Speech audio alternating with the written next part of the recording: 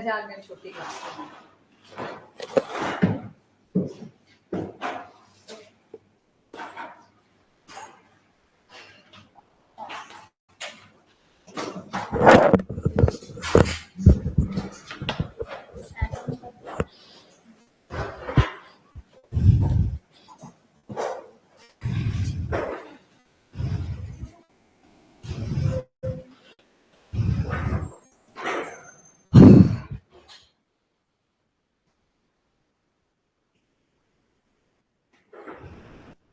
विक्रम, पहले ये मेंस वाला काम ही करना है पूरा, उसके बाद मैं खुद बताऊंगी आपको कि किस काम पे ज्यादा प्रायोरिटी देनी है।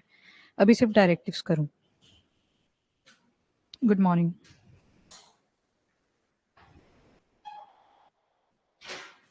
ऑनलाइन एक बार वॉइस कंफर्म कर दीजिए आपको ऑडिबल है या नहीं।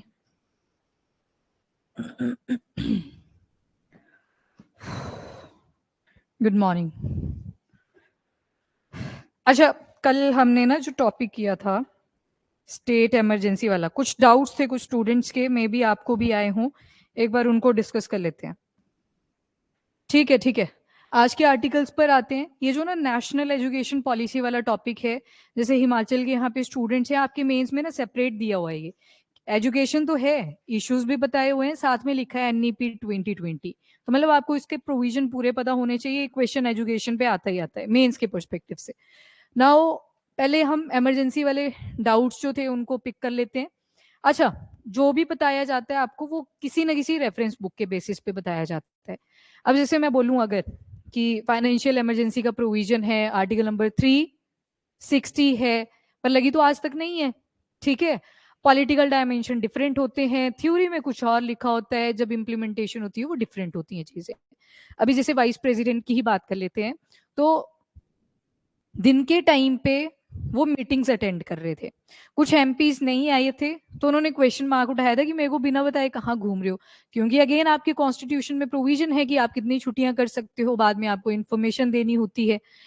तो रात को अचानक से रेजिग्नेशन दे देते हैं। यहाँ पे पॉलिटिकल डायमेंशन आता है, हमें नहीं पता इंटरनली क्या बात हुई थी, पर अपने को बस इतना पता है कि हेल्थ को रीजन बताया है और इस वजह से रेजिग्नेट कर दिया हुआ है। ठीक है, रिजाइन कर दिया उन्होंने। अगर रिमूवल करना होता तो आपको प्रोसीजर पता है, फिर राज्यसभा से वही इफेक्टिव मेजोरिटी निकलती, फिर लोकसभा में जाते। वी डोंट नो कि पॉलिटिकल डायमेंशन क्या है। ठीक है, तो वैसे ही आपका ये इमरजेंसी वाला टॉपिक होता है। अब ध्यान से सुनना इस चीज को, हो सकता है आप में से भी कईयों को ये डाउट रहा हो। चलो स्टार्ट करते हैं। ठीक, गुड मॉर्निंग गुड मॉर्निंग। चल रहा है ये बोर्ड की आज, चल रहा है चल रहा है। अच्छा देखो, हमने क्या किया था, इमरजेंसी के प्रोविजन कौन से पार्ट में थे, बोलते चलो, ये पढ़ा है आपने। पार्ट 18 था, सारे इमरजेंसी के प्रोविजन है। ठीक है, जब आप प्रेसिडेंट टॉपिक पढ़ते हो उस दिन पढ़ा था इमरजेंसी टॉपिक, कि अभी नहीं करा है, सेपरेट ही करना है, कर लिया है? चलो ठीक है, डन है फिर तो। अब इमरजेंसी के प्रोविजन आपने पढ़े, फिर यहाँ पे मैंने आपको बोला कि 3 आर्टिकल्स आपने ध्यान में रखने हैं, 352, 356 एंड 360। ये तो फाइनेंशियल इमरजेंसी वाला है, प्रोविजन तो है, चाहे लगी आज तक या ना लगी। एक मिनट, फोकस। ऑनलाइन ऐसे डी फोकस अगर होता है ना कैमरा, तो बता दिया करो फटाफट से, नहीं तो मैंने एक बार देखा रिकॉर्डेड वीडियो में, उसमें फ्लक्चुएट हो रहा था। ओके, तो ये फाइनेंशियल इमरजेंसी का आ गया। 352 में क्या था, नेशनल इमरजेंसी। अब नेशनल इमरजेंसी किन पैरामीटर्स पे बोली थी, एक्सटर्नल एग्रेशन, वॉर और आर्म रिबेलियन। अब 44th कॉन्स्टिट्यूशन से ये वर्ड ऐड करा गया था, पहले क्या था, इंटरनल डिस्टर्बेंस। ठीक है, पहले होता था इंटरनल डिस्टर्बेंस, आज के टाइम पे आपको नेशनल इमरजेंसी आप इस पैरामीटर पे नहीं लगा सकते। ठीक, फिर आपने पढ़ा था कि कितनी बार लगी थी, 3 बार लगी थी, टाइम बताओ। ठीक है, ये क्या पैरामीटर था, वॉर का। वॉर में एक्सटर्नल एग्रेशन बोल सकते हैं ना, इनको कलेक्टिव यूज कर सकते हैं। बस ये होता है एक्सटर्नल एग्रेशन जो है एक ब्रॉड वर्ड है, और वॉर स्पेसिफिक हो जाती है कि वहां पे प्रॉपर लड़ाई चल रही है। नाउ नेक्स्ट आ गया 1971 का। अगेन रीजन क्या था, वॉर थी। अब 1975 का जो लगा था तो पॉलिटिकल टर्मोइल चल रहा था, और रीजन क्या बता दिया, इंटरनल डिस्टर्बेंस। फिर इसी को करेक्शन कर दी गई 44th अमेंडमेंट में कि ये वर्ड ही नहीं अपने ने रखना है, इसको रिमूव करो। ये तो आपके नेशनल इमरजेंसी के थे। कल जो हमने करा वो 356 था। इसके कॉन्टेक्स्ट में आपने दो आर्टिकल्स पढ़े, 355 एंड 365। 355 में क्या था, सेंटर की 3 ड्यूटीज, है ना, 3 ड्यूटीज थी। कौन कौन सी? स्टेट को लेके 3 ड्यूटीज थी। पहला कि एक्सटर्नल एग्रेशन से प्रोटेक्ट करना है स्टेट को,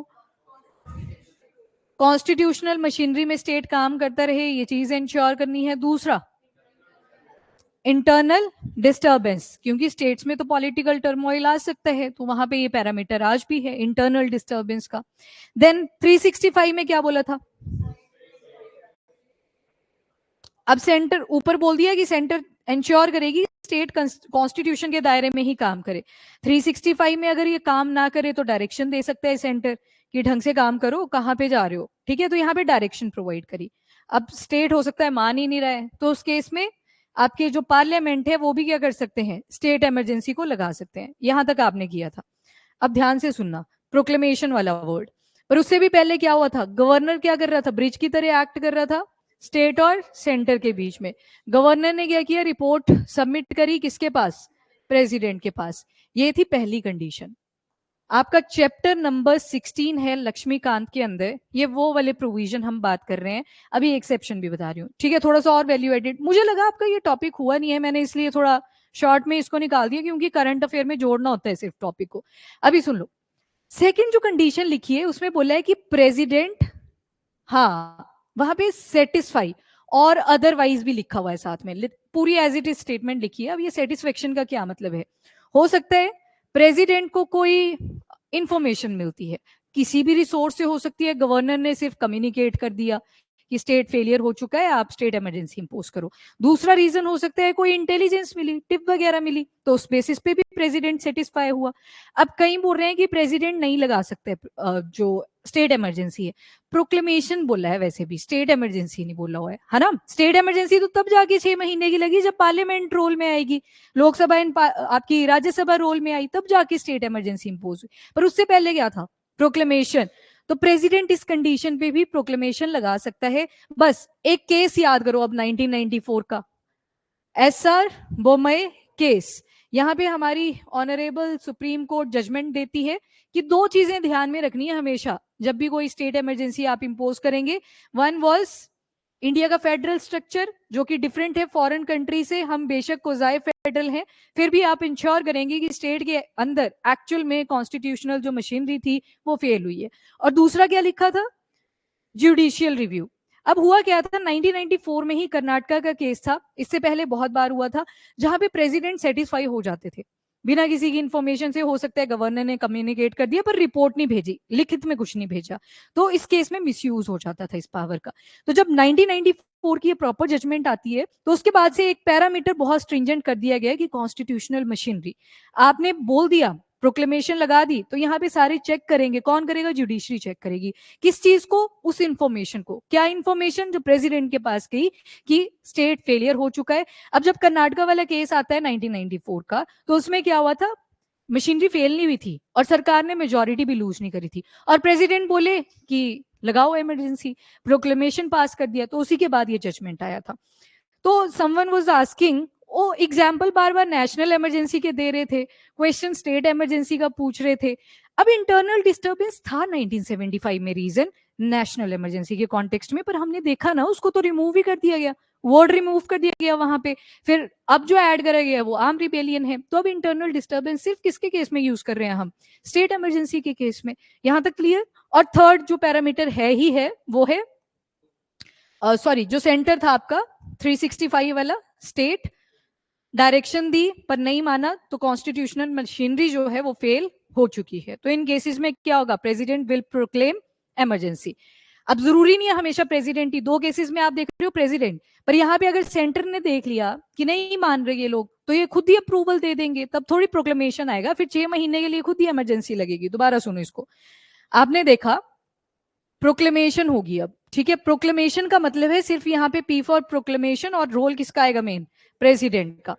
प्रेसिडेंट ने प्रोक्लेमेशन जिस दिन पास करा, स्टेट इमरजेंसी उस दिन लग जाती है, मतलब जो सरकारें वहां पे काम कर रही थी उनके ऊपर सस्पेंशन लग जाती है, आपने काम नहीं करना है, प्रेसिडेंट का बंदा बैठा हुआ है वहां पे गवर्नर, तो सेंटर आपको अब ऑपरेट करेगी, ठीक है। तो वो जो 2 महीने का टाइम है, अब ये आइडियल टाइम नहीं है। 2 महीने तो लिख दिए कि मिनिमम टाइम इतना है, आपके पास 60 दिन है, उसके अंदर सारी चीजें एडजस्ट करो। इसी 2 महीने के बीच में क्या होगा, सिंपल मेजोरिटी निकलेगी आपके पार्लियामेंट से। अच्छा, वहां पे वर्ड पार्लियामेंट ही आप यूज करोगे क्योंकि दोनों के मेंबर्स यहाँ पे काउंट होंगे। कौन कौन से, लोकसभा और दूसरे राज्यसभा। पर आपने एक्सेप्शन भी देखी कि अगर इन केस लोकसभा डिसॉल्व हो जाती है तो राज्यसभा यहाँ पे सिंपल मेजोरिटी पास करेगी अप्रूवल के लिए। हाँ, एक चीज जो मैंने स्किप करी थी आपको बताना, वो चीज ऐड कर लो। अब डिसॉल्व हुई है, मतलब नई सरकार वहां पे बिठानी पड़ेगी, तो जब नई सरकार बैठ जाएगी तो उनको भी सिंपल मेजोरिटी पहले पास करनी पड़ेगी, तभी जाके अप्रूवल होगा। ये पॉइंट मिसिंग था, इसको ऐड करेंगे आप। राज्यसभा ने क्या किया, अप्रूवल दे दिया, सिंपल मेजोरिटी। सरकार डिसॉल्व हुई थी, लोकसभा बची नहीं थी, मेजोरिटी लूज हो चुकी थी, कॉन्फिडेंस खत्म हो चुका था, दोबारा से नई सरकार आएगी, उनको भी सिंपल मेजोरिटी पास करनी पड़ेगी, तभी जाके ये स्टेट इमरजेंसी आगे को एक्सटेंड होगी। एक कंडीशन ये थी, दूसरी सेशन वाली बोली थी, सेम सेशन के केस में होगा। राज्यसभा यहाँ पे सिंपल मेजोरिटी पास कर देगी, अब जैसे दोबारा से सेशन में बैठेगी, ब्रेक कितना होता है, budget session, monsoon session, then winter session, 1 महीने का गैप आता है या ज्यादा से ज्यादा 1.5 महीने का गैप आता है। अब जैसे ही सेशन में बैठेंगे दोबारा से उनको भी क्या करना पड़ेगा, सिंपल मेजोरिटी पास करनी पड़ेगी। एंड सिंपल मेजोरिटी आपको पता है 50% प्रेजेंट प्लस वोटिंग, मतलब अगर टोटल मैं 400 ले लेती हूँ, आपको पता है टोटल मेंबर कर लेना 545 और उधर 245, थोड़ा मैथ ज्यादा चला जाएगा। अब 400 प्रेजेंट है, पर वोटिंग के लिए सिर्फ 300 लोग आ गया है, प्रेजेंट एंड वोटिंग। अब 300 का भी आधा कर दो, कितना बचा, 150, तो 150 से ज्यादा यस आनी चाहिए, that is your simple majority. Done. उसके बाद और क्या पड़ा था यहाँ पे, प्रोक्लेमेशन लग गया 2 महीने के लिए, सिंपल मेजोरिटी पास होगी आपके पार्लियामेंट के अंदर, लोकसभा एंड राज्यसभा, और जैसे ही पास हो जाएगी सिंपल मेजोरिटी के जरिए आपकी स्टेट इमरजेंसी इंपोज हो जाएगी फॉर 6 मंथ्स। अब वहां पे आपने पढ़ा था कि एक्सटेंशन करनी है, तो अभी एक्सटेंशन के बाद 6 महीने के लिए और एक्सटेंड करेगी।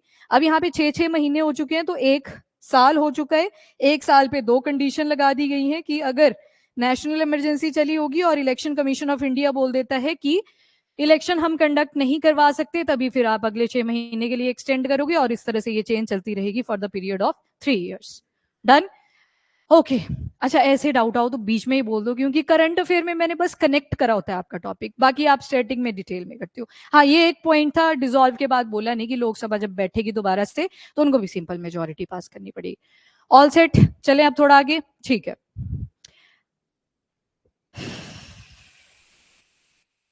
हाँ जी राजवीर, आई थिंक अब आपको क्लियर है, मैंने यही पॉइंट बताया यहाँ पे डिसॉल्व होगी ना, एक कंडीशन आपने पढ़ी, तो राज्यसभा ने तो सिंपल मेजोरिटी से पास कर दिया है रेजोल्यूशन जो आया था, अब दूसरे केस अप्रूवल जो आया था, अब लोकसभा जब बैठेगी दोबारा से, सरकार यहाँ पे आके बैठेगी, तो उनको भी सिंपल मेजोरिटी से पास करना पड़ेगा।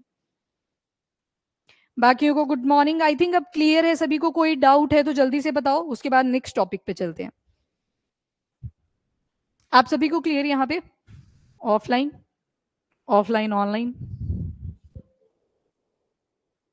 ठीक है।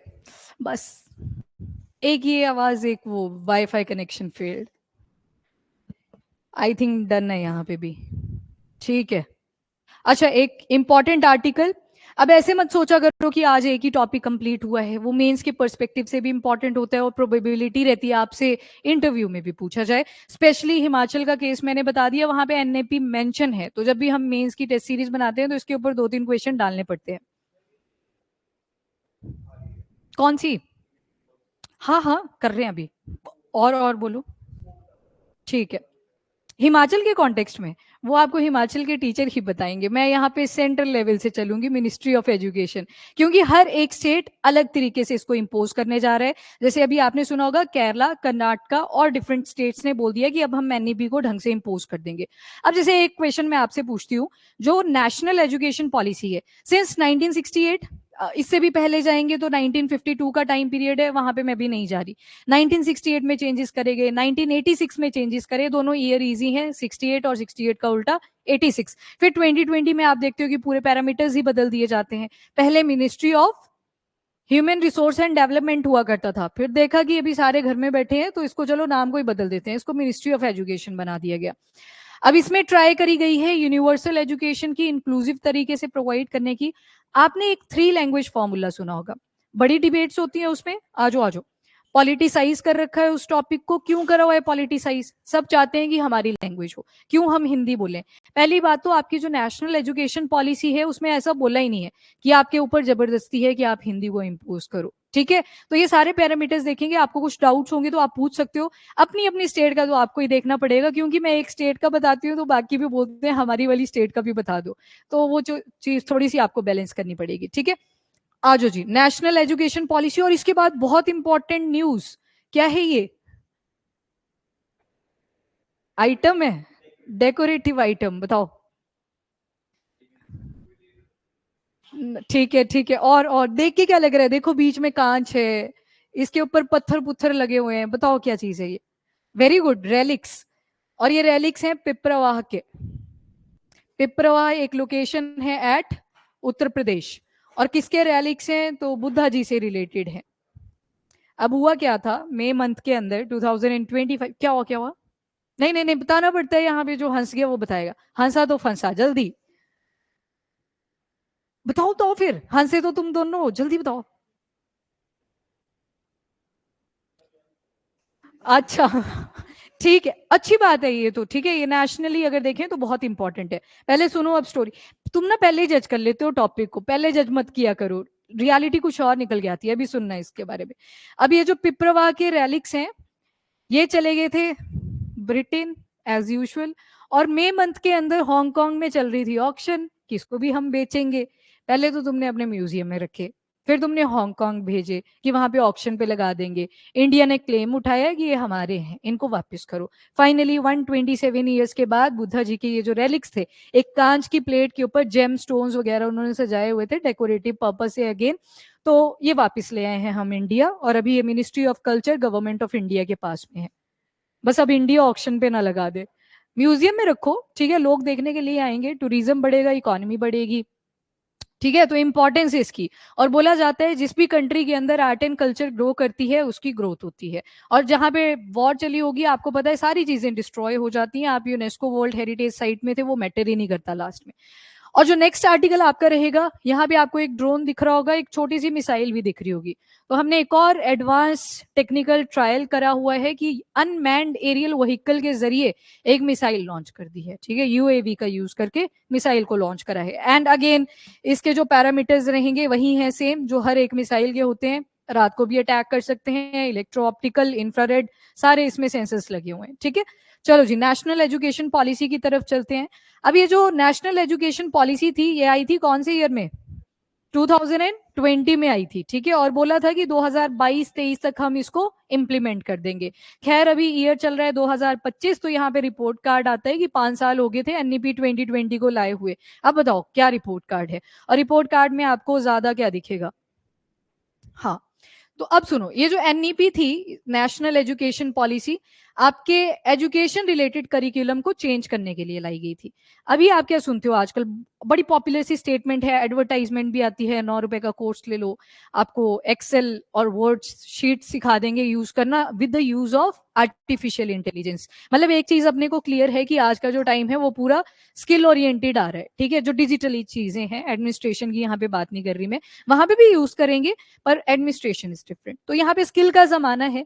पर जो हमारी एजुकेशन है वहां पे तो आप आज भी कंप्यूटर का रोम रैम ही पढ़ रहे हो। स्कूल लेवल पे अगर देखो, आप में से कितने हैं जिन्होंने कंप्यूटर यूज करना किस क्लास से शुरू करा था? From 6th?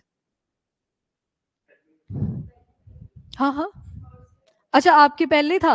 अच्छा, और पहले चली जाती हूँ, मुझे ये बताओ केजी से किसने कर दिया था? नहीं, थर्ड पे आ चुके हो तो फिर पीछे जाना पड़ेगा ना। थर्ड, केजी से? थर्ड थर्ड थर्ड, ठीक है। फर्स्ट में किसने किया था? सेकंड, ठीक है, सेकंड काफी है। थर्ड, फिर उसके बियॉन्ड तो आएंगे ही। सिक्स्थ वाले कितने हैं? मतलब 3rd to 6th वाले, ठीक है। और 6th to 10th वाले, मतलब पहले कर लिए सभी ने इन शॉर्ट, ठीक है। सिक्स सिक्स हम एवरेज ले लेते हैं, ठीक है। अब जब 6th में आपने कंप्यूटर यूज करा था, क्या चीज चलाते थे आप, क्या करते थे यूज उसका? पेंटिंग करते थे, ठीक है, सबसे पहले पेंट ही निकालते थे। हमारी मैडम हमें क्लॉ गेम खेल खेल के भेज देती थी। क्लॉ गेम खेली आपने? वो कौवा सा दौड़ा होता था, गन्स होती थी उसके पास, नहीं खेली है? काफी अच्छी गेम थी। हाँ हाँ, क्लॉ गेम। हाँ जी, वही गेम, बस बस बस, ठीक है। और पेंटिंग आपने करी, कईयों ने कुछ वर्ड टाइप्स करने शुरू करे जिस दिन आपने नाम अपना टाइप करा कि नहीं सच में कुछ किया है हमने, है ना। और हमारे स्कूल में रूल होता था कि जब भी आप कंप्यूटर यूज करने के लिए आओगे चप्पलें बाहर ही खोलनी है। क्या रीजन था उसके पीछे? धूल मिट्टी ना आ जाए आगे, कीबोर्ड सुना होगा आपने, ब्रश चाहिए होता था उसको साफ करने के लिए। ठीक है। अब यहाँ पे क्या हुआ, इंक्लूसिविटी नहीं थी, मतलब आप में से कईयों ने बोला हमने थर्ड में यूज कर लिया, कईयों ने बोला हमने सिक्स में जाके यूज करा। हमारे स्कूल में मैंने भी मतलब फिफ्थ में गेम खेली थी, क्लॉ गेम। और उसके बाद जो एक्चुअल पेंटिंग पुंटिंग करी थी वो सेवेंथ क्लास में जाके करी थी। चलो ठीक है, अपनी स्टोरी अब साइड करते हैं, नेशनल एजुकेशन पॉलिसी पे आते हैं। और जब 2020 में ये आई, इससे पहले 1968 चेंजेस हुए, 1986 एजुकेशन में चेंजेस हुए, उसके बाद काफी लंबा अर्जा रहा और 2020 में जाके दोबारा से चेंजेस करेंगे। पहले ministry of human resource and development हुआ करती थी, फिर इसको भी चेंज कर दिया, मिनिस्ट्री ऑफ एजुकेशन बना दिया गया। नेशनल एजुकेशन पॉलिसी से पहले जीडीपी का सिर्फ 3% कॉन्ट्रीब्यूशन था, अब आप देखोगे आज के टाइम पे तो आई थिंक 6.5% तक वो जा चुका है। 2020 में 6% बोला था और फिर 6.5% बोल दिया था। हाँ, टर्न लगती थी, हमारे स्कूल में भी एक ही कंप्यूटर था, उसमें फिर ग्रुप्स बना दिए गए थे कि आज मंडे को इनकी टर्न है, ट्यूसडे को इनकी, थर्सडे को चलो ठीक है, कलर करते थे। हाँ, यहाँ पे भी पेंटर हैं सारे, ठीक है, वर्ड पैड, ठीक है। ठीक है, ये जीडीपी का कंट्रीब्यूशन आ गया, मतलब आप एजुकेशन में ज्यादा पैसा भी इन्वेस्ट कर रहे हो। अब क्वेश्चन मार्क उठा, इसको डिवाइड कैसे करेंगे? अब जो पहले वाले बच्चे थे एनईपी के अंडर, आप में से तो आई थिंक कोई नहीं पढ़ा है, पढ़ा है कोई? एक स्टूडेंट, ठीक है, दीप जी पढ़े हैं, बाकी तो नहीं है। बाकी जो 10+2 करिकुलम था वही था। अब मैंने बोला 10+2 करिकुलम, ट्वेल्थ क्लास के लिए यही वर्ड यूज करते थे, 10+2, 10 years ऑफ स्कूल प्लस 2 जो आ गया वो आपका सेकेंडरी एजुकेशन आ गया, 11th 12th की क्लास। अब इसको रिप्लेस कर दिया गया कौन से 5+3+3+4, ठीक है। जो आपका 10+2 का करिकुलम था, यहाँ पे एज कितनी थी बच्चे को स्कूल में कब डाला जाता था? 6 years, जब आप 6 साल के होते थे। पर ये वाला जो करिकुलम आएगा, यहाँ पे बच्चे को 3 साल से ही स्कूल में डाल दिया जाएगा। अभी डरो मत, यहाँ पे आपने पेपर भी दिए हैं नर्सरी के जी फर्स्ट के, ये लोग नहीं देंगे, ठीक है। अब क्या किया, जो एनईपी है, एनईपी में यार ये चेंज क्यों होता है, मेरे को ये समझ नहीं आ रही है आज तक। हाँ हाँ हाँ, अभी आ रही हूँ मैं उस पर, रुक जाओ। फर्स्ट सेकेंड डिवीजन, ठीक है, एनीवेज। 5+3+3+4, आप एज कैलकुलेट करते रहे ना, मैंने बता दिया 3 साल से बच्चे को डाल दिया स्कूल में। अब ये जो शुरू के 5 साल होंगे, जब बच्चा कितने साल का हो जाएगा, नहीं 3 साल का जब बच्चा हो जाएगा, ये 5 साल बताए गए हैं करिकुलम के। अब 5 साल को भी बाइफर्केट कर देंगे, कितने ईयर्स में, तो ऊपर लिख देंगे 3 years, नीचे लिख दो 2 years। ये वाला आपका आ जाएगा पूरा प्ले स्कूल जो होता है, या प्री स्कूल आप इसको बोल सकते हो, जहां पे बच्चों को सिर्फ उठना बैठना सिखा दिया। जैसे छोटे बच्चे होते हैं, उनका मेन इंटरेस्ट किस में होता है, कि बस खेलते रहो, कोई ना कोई पेरेंट्स भी बच्चे बन जाए, जो भी आसपास आ रहे हैं वो भी बच्चे बन जाए, हमारे साथ खेलते रहो। तो ये जो 3 साल होंगे ना शुरू के, स्कूल में आपको खेलने के लिए बुलाया जाएगा, कि आप आराम से आओ, स्कूल की फीस भरो और यहाँ पे खेलो, ठीक है, फर्स्ट कंडीशन। कोई एग्जाम यहाँ पे नहीं होगा। फिर आप फाइनली जाओ, ये हो गया नर्सरी के जी, वो किंडरगार्टन जो भी होता है, ABCD वो सब हो गया इसमें। अब जो 2 years बचे आपके, इसमें आप फर्स्ट क्लास में जाओगे और सेकेंड क्लास में जाओगे।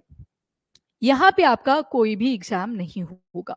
यहाँ पे मेन फोकस करा जाएगा, आपको थोड़े एथिक्स सिखाए जाएंगे, थोड़े एटिकेट सिखाए जाएंगे, आपको खेलने पे प्रमोट करा जाएगा, ताकि आपकी कॉग्निटिव जो थिंकिंग है, आपका ब्रेन है, उसकी प्रॉपर डेवलपमेंट हो। और बच्चे को ऐसे ना लगे कि यहाँ पे बुला तो लेते हैं और पढ़ने बिठा देते हैं ABCDE, वो उनको पसंद नहीं होती, देखा है आपने। पहला ये हो गया फाउंडेशनल स्टेप। जब भी आप पढ़ाई शुरू करते हो, यही बोलते हो ना कि पहले फाउंडेशन, तो दिस इज योर फाउंडेशन, जो 5 साल की है, मतलब आपके जो बच्चों की होगी आगे, आपकी तो निकल गई उम्र, ठीक है, this is your foundational step. ये 5 साल करिकुलम के हैं, बच्चा 3 साल का हो गया। हाँ, स्कूल में तो तभी हुआ ना। हाँ, उम्र आप गिनते रहो, अब आगे तक वो उम्र सेम ही कैचअप कर जाएगी जैसे 10+2 करिकुलम में थी, ठीक है। यहाँ पे 3 साल ये सरकार ने बोल दिया, बाकी पेरेंट्स की मर्जी है, वो 4 साल के डालें, सुना होगा आपने कि 4 साल के डालेंगे हम, तो 5 साल के डालेंगे। वो पेरेंट्स की मर्जी है। पर सरकार ने क्या बोल दिया कि खेलने के लिए भी वहीं पे भेजो ताकि टीचर्स के साथ वो थोड़ा एडजस्ट हो जाए। अब ऐसे नहीं है, केस आया था बहुत डेंजरस था, जहाँ पे बच्चों को बुला तो लिया प्री स्कूल में, मतलब प्ले स्कूल के अंदर, प्री स्कूल बोल लो, और वहां पे दवाई खिला दी जाती थी उनको ताकि चुपचाप सोए रहे, हमें डिस्टर्ब ना करें। तो ये तो टीचर्स के ऊपर क्वेश्चन आ गया कि इनका एप्टीट्यूड कहाँ है भाई, टीचर्स को भी ट्रेनिंग देनी पड़ेगी एनईपी के हिसाब से। पहला स्टेप याद रखिएगा, इसको बोला गया है फाउंडेशनल स्टेप। अब चलो, अब एग्जाम नहीं हुए पर एग्जाम लेने तो पड़ेंगे। कितने हैं ऐसे जिन्होंने फर्स्ट क्लास में दिए थे पेपर? नर्सरी केजी वाले भी आप लोग हैं जिन्होंने पेपर दिए थे, एबीसीडी आई थी लिखने को, चलो ठीक है, पर यहाँ पे एग्जाम नहीं होगा। नाउ सेकंड स्टेप पे आते हैं जिसको बोला गया है प्रेपरेटरी फेज। प्रेपरेटरी, अब आपको प्रिपेयर करा जाएगा कि ठीक है, फर्स्ट सेकंड क्लास में आपने एबीसीडी सीखी, पेरेंट्स के नाम याद कर लिए, संडे मंडे ट्यूसडे सीखा, फोटोसिंथेसिस भी आ गई आजकल, सीबीएसई की बुक्स देखोगे तो सेकंड क्लास में अच्छे से पढ़ाया हुआ है चैप्टर प्रॉपर, है ना, साइंस के काफी सारी चीजें आ जाती हैं। ठीक है, प्रेपरेटरी फेज आ जाएगा आपका 3 साल के लिए। तो शुरू में क्या लिखा था, 5+3+3+4, 5 में आप किस कक्षा तक पहुंच चुके थे, सेकेंड, अब यहाँ पे आएगी आपकी थर्ड, फोर्थ एंड फिफ्थ। लगे पता? तो ये 3 साल करिकुलम के हैं, अगेन उम्र मत समझना इसको, एज नहीं बताई गई है ये। अब ये जो third fourth and fifth class होगी इसको बोला जाएगा प्रेपरेटरी फेज। और जो मेन चीज यहाँ पे ऐड कर दी वो आपके एक तो सब्जेक्ट्स रहेंगे, मैथ साइंस, जो भी आपकी लैंग्वेज है उस स्टेट के अंदर, और लैंग्वेज जो एम्फेसाइज करी जाएगी, ट्राई करा जाएगा कि रीजनल लैंग्वेज पे फोकस किया जाए। अभी जब आप डाटा देखोगे तो रीजनल लैंग्वेज में बुक्स का कन्वर्जन अभी बहुत कम स्टेट्स के अंदर हुआ है, क्योंकि पैसा लगेगा जब आप नया सिलेबस छपवाओगे और ऊपर से अपनी ही रीजनल लैंग्वेज के अंदर। अब यहाँ पे रीजनल लैंग्वेज, अच्छा फाउंडेशनल में कौन सी लैंग्वेज यूज करी जाएगी? रीजनल ही करी जाएगी, क्योंकि उसमें बच्चा ज्यादा कनेक्ट हो पाता है जो उसकी लोकल लैंग्वेज होती है। यहाँ पे दिक्कत एक जगह पे आएगी, जब तक आप अपनी लोकेलिटी में थे, स्पेशली रूरल एरियाज में थे, आपने रीजनल लैंग्वेज में सीखा, चल जाएगा काम। पर जब आप किसी अर्बन सिटी में अचानक से बीच में शिफ्ट होते हैं तो वहां पे एक कंडीशन आ जाती है, यस, कि आपको इंग्लिश आनी चाहिए या फिर हिंदी तो एटलीस्ट आनी चाहिए ताकि आप कम्युनिकेट कर पाओ। वहां पे बच्चों की कई बार एक्सप्लॉइटेशन भी होती है कि हमें तो कुछ और सिखाया था, अब तुम यहाँ पे ऐड कर रहे हो तो और दिक्कतें आ रही है। पर सुनो, ये जो रीजनल लैंग्वेज है ये कंपल्सरी भी नहीं है, बस बोल दिया है कि बेटर कनेक्टिविटी हो बच्चे के साथ, इस वजह से इसको ऐड करा गया है। यहाँ पे कोई कंपल्शन नहीं है कि आपको रीजनल लैंग्वेज में ही कंडक्ट करना पड़ेगा। Point clear? तो मेन फोकस यहाँ पे एग्जाम ऐड कर दिया गया है, अलॉन्ग विद द आप स्टडी कर रहे हो, आपके एग्जाम होंगे, कॉम्पिटिशन यहाँ पे इमर्ज करेगा। ये हो गया आपका प्रेपरेटरी फेज। नाउ जो नेक्स्ट फेज आएगा आपका थर्ड फेज, उसको बोला जाएगा मिड फेज। अब ये मिड फेज अगेन 5+3+3+4, 5 गए फर्स्ट सेकंड क्लास, थर्ड गया, थर्ड फोर्थ एंड फिफ्थ, अब आप किस क्लास में हो चुके हो, 6, 7th और 8th। हो गया ना 3 साल करिकुलम के, आराम से। साक्षी बाहर जाए हो, जाना है अगर। अब इसमें क्या होगा, अगेन रीजनल लैंग्वेज यहाँ पे भी एडेड है, प्लस यहाँ पे जो सबसे इंपॉर्टेंट फेज ऐड करा गया है वो है वोकेशनल ट्रेनिंग्स का। आज का टाइम अगेन स्किल का है, तो यहाँ पे आपको कंप्यूटर सीखना है, तो यहाँ पे कंप्यूटर ऐड कर दिया गया है। अब कोडिंग का भी सब्जेक्ट ऐड करा हुआ है, पर कोडिंग ऐसे नहीं कि यहाँ पे एप्लीकेशन ही बना देंगे, एक आधा होगा एक्सेप्शनल जो बना देगा, सुना होगा आपने। हाँ हाँ, रीजनल लैंग्वेज अभी भी है, और ये वोकेशनल ट्रेनिंग है। वोकेशनल ट्रेनिंग कि जब आपको छुट्टियां पड़ी, आपने छुट्टी ना बना के यहाँ पे कुछ सीखा, ठीक है, या फिर करिकुलम में ही ऐड कर दिया गया कि आपकी छुट्टियां भी वेस्ट ना हो और टीचर बोलेंगे कि एक सब्जेक्ट हम लॉन्च कर रहे हैं, किसी को सीखना है तो आ जाओ। अब वोकेशनल ट्रेनिंग हर टाइप की होगी, यहाँ पे स्किल नहीं होगी सिर्फ अकेली, कोडिंग नहीं होगी। अगर आपको लगता है कि मुझे होम साइंसेज में बहुत इंटरेस्ट है तो यहाँ पे कुकिंग की क्लासेस भी आपको दे दी जाएंगी।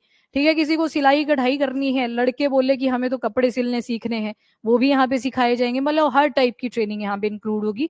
मेरी एक फ्रेंड थी तो उसने भी एग्रीकल्चर के फील्ड में अपना ये हॉर्टिकल्चर कर रखा था, स्पेसिफिक उसका एग्रीकल्चर पे फोकस था, जो एमएससी था, तो उनको भी बुलाया था ये वोकेशनल ट्रेनिंग जब इंट्रोड्यूस करेंगे स्कूल्स के अंदर हिमाचल में। और सोचो कौन सी डिस्ट्रिक्ट थी, चंबा डिस्ट्रिक्ट। वहां पे गवर्नमेंट स्कूल के अंदर वोकेशनल सब्जेक्ट्स ऐड करेंगे कि एग्रीकल्चर रिलेटेड चीजें अगर सीखनी है तो हम इस कोर्स को 2 मंथ्स के लिए स्टार्ट कर रहे हैं, तो आप आगे आ सकते हैं और इसको सीख सकते हैं। काफी बच्चे इंटरेस्टेड थे कि हमें भी एग्रीकल्चर में जाना है, इसमें चीजें सीखनी है। ठीक है, तो उन्होंने सिखाया था कि सीड जर्मिनेशन वगैरह कैसे होती है, प्रैक्टिकल करवाते हैं प्रॉपर वहां पे। ठीक है, तो ये एक एग्जाम्पल था, मतलब हर टाइप की यहाँ पे वोकेशनल ट्रेनिंग को ऐड कर दिया गया। अब आते हैं नेक्स्ट, ये था आपका मिड फेज। अब अगला जो फेज आएगा, कितने साल बचे हैं, 4 साल मतलब कौन कौन सी क्लासेस आ जाएंगी, 9th 10th 11th and 12th। 11th 12th में पहले आपको 4 ही ऑप्शंस मिलती थी, या तो आप आर्ट्स रख लीजिए, ठीक है, और आर्ट्स वालों का आपका पता है, बाकी स्टेट्स का मुझे नहीं पता, हिमाचल में तो बोलते हैं कि अगर तुमने आर्ट्स रख लिया तुम खत्म हो। खत्म क्यों हो, कि तुम अच्छे नहीं होंगे पढ़ने में इसलिए आर्ट्स रखा है, जबकि ऐसा कोई लेना देना नहीं होता। कईयों का कीन इंटरेस्ट होता है, मेरे को पढ़नी हिस्ट्री थी, ठीक है, बाकी अपनी अपनी चॉइस रहती है। आर्ट्स के बाद तीसरे रैंक पे आती थी कॉमर्स, है ना, कॉमर्स वालों को भी ज्यादा इज्जत नहीं मिलती है। ये होता है वहां पे जहाँ पे सोसाइटी थोड़ी जजमेंटल होती है। Again all subjects are equal. आज के टाइम पे आपको हिस्ट्री ज्योग्राफी वही तो आ रही है, बैक टू बेसिक्स, ठीक है। उसके बाद आ गई नॉन मेडिकल और मेडिकल, ये अपनी अपनी चॉइस होती है। जिनका मैथ्स सोसाइटी में, जिनको लगता है कि मैथ्स है तो सब है, तो उनके लिए मैथ प्रायोरिटी थी। जिनको लगता है नहीं ये तो बायोलॉजी पढ़ के डॉक्टर बनेगा बनेगी, तो उनके लिए मेडिकल प्रायोरिटी होती थी। अब क्या हुआ यहाँ पे, आप देख रहे हो कि स्ट्रीम्स आपको दे दी गई, इसी में से चूज करना है। कहीं एक्स्ट्रा इंटेलिजेंट होते हैं बोथ वाले, पहले मैंने सोचा था बोथ, फिर मैंने बहुत शुक्र मनाया कि मैंने बोथ नहीं रखा। मतलब 3 सब्जेक्ट पढ़ के पागल हो गए थे, इधर एक और मैथ्स आ जाता तुम क्या ही करते। एक लड़की थी उसका नाम भी दीक्षा था, भाई बोथ रखा उसने। पहले तो JEE क्लियर, ऊपर से नीट भी क्लियर। फिर सुनो ताने, देखो इधर बच्चों ने 2-2 सब्जेक्ट पढ़ के दोनों पेपर क्रैक कर दिए, तुमने एक सब्जेक्ट पढ़ के एक पेपर क्रैक नहीं करा। चलो ये थोड़े एक्सेप्शनल स्टूडेंट्स आते हैं, सोचो यार मैथ्स भी और बिना ड्रॉप के, मतलब पहली अटेम्प्ट पे। चलो अब आते हैं 9th और 10th में। ये तो हो गया यहाँ पे स्ट्रीम का डिस्ट्रीब्यूशन। अब आपको ऐसी कोई कंपल्शन नहीं है कि मेडिकल ले लिया तो बायो कैम फिजिक्स ही पढ़ोगे। अगेन इंप्लीमेंटेशन नहीं हुई है हर जगह पे, अब ये सोच के मत चलना। अभी इवन जो सबसे ज्यादा लिटरेट स्टेट जिसको बोला जाता है केरला, वहां पे भी अब जाके इम्प्लीमेंटेशन के लिए बोला है, क्योंकि रिपोर्ट कार्ड आया, रिपोर्ट कार्ड में ज्यादा अच्छा रिजल्ट किसी भी स्टेट का नहीं है, तो अब बोला है कि अब हम इसको सीरियस होकर इम्प्लीमेंट करेंगे। मेघालय, अच्छा लिटरेसी में एक बार चेक कर लेना, वो देखो, कर लो अभी, कर लो चेक जब तक मैं बता रही हूँ। हाँ हाँ, yes yes yes, north eastern state का नाम आया था, अभी मुझे भी स्ट्राइक करा। चलो ठीक है, यहाँ पे केरला का प्रोविजन था इसलिए वो दिमाग में रह गया। एनीवेज, अब यहाँ पे क्या किया, अगर आपने बायो लिया है आप पॉलिटी भी ले सकते हो, इकोनॉमी भी ले सकते हो, मतलब मर्जर कर दिया सब्जेक्ट्स का। अब इस फेज को बोल दिया गया सेकेंडरी फेज, सेकेंडरी फेज। अब यहाँ पे जो चीज ऐड करी, पीछे आप क्या देख रहे थे, रीजनल लैंग्वेज थी, प्लस एक चीज स्किप हुई उसको भी ऐड कर लो। रीजनल लैंग्वेज के साथ साथ आपको फॉरेन लैंग्वेज भी बोल दिया जाएगा कि अब सीखना शुरू कर दो। जैसे कई स्कूल्स में आप सुनते हो फ्रेंच बड़ी पॉपुलर हो रखी है, बाकी इंग्लिश तो होती है, आप सभी ने भी सब्जेक्ट पढ़ा है, ठीक है, चैप्टर की रीडिंग करते थे, कि कोई ऐसा था कि इंग्लिश की क्लास में इंग्लिश में ही बात करनी है, थे। अच्छा ठीक है, वेरी नाइस, हमारे नहीं था ऐसा कुछ नहीं, बस तुम डिक्टेट करो, क्वेश्चन आंसर लिख देना, सारे इंग्लिश में था। वेरी नाइस, तो मैथ्स की क्लास में मैथ्स में करते हैं ना, और क्या। एक एक स्टूडेंट थी, उसने बोला एक बार, वो होता है ना कई बार बच्चे अपने स्कूल की भी थोड़ी हाइप करते हैं, बोलते कि हमारे स्कूल में तो हिंदी भी इंग्लिश में ही है। मैं कहा वेरी नाइस, वो तो मेरे को भी समझ आ गया कि ऐसा तो पॉसिबल ही नहीं है, हिंदी लैंग्वेज है भाई, वो तो हिंदी में पढ़नी पड़ेगी, ये क्या हुआ हिंदी भी इंग्लिश में ही है, फिर वो तो इंग्लिश बन गया ना, वो थोड़ी हिंदी बची। चलो ठीक है, अपने अपने स्कूल्स की अपनी अपनी स्टोरीज है, जैसे इन्होंने बताया। एक बार चलाया एक, अब थोड़ा होता है उस टाइम पे अपने को नहीं इंपॉर्टेंस पता होती चीजों की, आनी चाहिए इंग्लिश, क्यों, क्योंकि फॉरेन लेवल पे इंग्लिश ही फ्लरिश कर रही है, तो आप ये भी नहीं बोल सकते कि नहीं आनी चाहिए, हम तो हिंदी सीखेंगे। तुम हिंदी सीखोगे तो नॉर्थ तक ही रह जाओगे, बाकी जगह नहीं जाना क्या, सब जगह अगर जाना है तो सीखनी पड़ेगी। उन्होंने लगा दिया फाइन कि 5 रुपए का। मैं इधर घर से मिलते ही 5 रुपए हैं, वो भी 2 दिन चलाने पड़ते हैं, इन्होंने फाइन लगा दिया कि अगर इंग्लिश में बात नहीं करी। उससे पता है क्या पॉजिटिव आउटकम आई, कोई बोल ही नहीं रहा है, सारे चुप बैठे हुए हैं आराम से, किसी ने कुछ नहीं बोलना है क्लास में, आराम से बैठे रहो, कोई फाइन नहीं देना पड़ा। और फिर टीचर ने देखा कि वैसे तो इनकी क्लास के बाहर से जाएं तो जा नहीं सकता बंदा, कान बंद करने पड़ते हैं, अब ये चुप ही बैठते हैं। फिर पता लगा कि अच्छा ऐसा रूल, सबने ही ऐसा चला दिया कि अब इंग्लिश नहीं जो बोलेगा उसको 5 रुपए का फाइन। भाई सन्नाटा पूरे स्कूल के अंदर कि इंग्लिश नहीं बोलोगे तो 5 रुपए का फाइन है। चलो ठीक है, तो डिफरेंट आउटकम्स आती हैं। अब आ जाओ नेक्स्ट। अच्छा लैंग्वेज, यहाँ पे प्रोविजन ऐड हो चुका है आपका कि आप दूसरी लैंग्वेजेस भी सीखना शुरू करो। जो 3 लैंग्वेज फॉर्मूला है दैट इज ओनली पॉलिटिसाइज, यहाँ पे कोई कंपल्शन नहीं है कि आपको आप नई लैंग्वेज ऐड नहीं कर सकते। महाराष्ट्र ने 3 लैंग्वेज फॉर्मूला को इंप्लीमेंट करा, थोड़े दिन के बाद पॉलिटिकल इश्यूज उनको फेस करने पड़े, ऑपोजिशन ने बोला नहीं हम तो अपनी ही लैंग्वेज पे ज्यादा फोकस करेंगे, कोई और लैंग्वेज ऐड नहीं करेंगे, कि सिर्फ मराठी, इंग्लिश और एक हिंदी थी, उसमें 3 लैंग्वेजेस आ गई। अब ऑपोजिशन बोले नहीं हिंदी क्यों बोलनी है, वो नॉर्थ वालों की है। बोलते हैं ना डिवीजन कर रखा है एक, कि नॉर्थ वाला जो पार्ट है वो सारा ही कैसा है, हिंदी स्पीकिंग, हिंदी एम्पायर भी बोल देते हैं, अजीब अजीब पॉलिटिसाइज्ड वर्ड है। तो यहाँ पे वो जो फॉर्मूला था वो पूरा फेल हो जाता है, अगेन कोई इंप्लीमेंटेशन उसकी नहीं हुई। एंड चौथे में आपने क्या देखा, सारे सब्जेक्ट्स यहाँ पे मर्ज कर दिए गए हैं, अब आपको सोचना नहीं पड़ेगा कि क्या चीजें हैं। कंपटीशन यहाँ पे मर्ज करेगा, कॉम्पिटेटिव एग्जाम वैसे ही होंगे, प्लस सबसे इंपॉर्टेंट जैसे आपने पेपर भी दिए होंगे, सेमेस्टर वाले कितने कितने हैं यहाँ पे, मैक्सिमम होंगे वैसे सेमेस्टर बेसिस पे, हिमाचल के नहीं होंगे, वहां तो आई थिंक लास्ट में ही होते हैं, है ना। हाँ ठीक है, हमने यहाँ सभी पे सेमेस्टर दे रखे हैं, सेमेस्टर मतलब 6-6 महीने के गैप पे आपके 2 बार फाइनल पेपर होंगे। तो सेमेस्टर सिस्टम से क्या हुआ, आपका सिलेबस डिवाइड हो गया, मान लो 12 चैप्टर थे तो 6 इसमें आ गए, 6 अगले में आएंगे, थोड़ा बर्डन रिड्यूस हो जाता है। पर एक दिक्कत होती है सेमेस्टर सिस्टम की, बताओ। 2 बार नहीं, तो यहाँ पे तो चैप्टर डिवाइड कर दिए ना, तो 2 बार तो पढ़ना ही नहीं पड़ा। नहीं नहीं हमारा तो नहीं था ऐसे, चैप्टर डिवाइडेड थे। किस पे, यस वेरी गुड, एक तो लॉजिस्टिक वर्ड यूज कर ले, ठीक है। अब 6 बार, 2 बार आपको पेपर कंडक्ट करवाने हैं, पहले आप एक ही बार करवा रहे थे, ऑब्वियसली यहाँ पे अब पैसा ज्यादा लगेगा, पहला पॉइंट। और दूसरा स्टूडेंट के पर्सपेक्टिव से क्या लॉस है, नहीं नहीं नहीं यहाँ पे सप्ली आ गई, फिर अगले अगले में जाके देना पड़ेगा पेपर।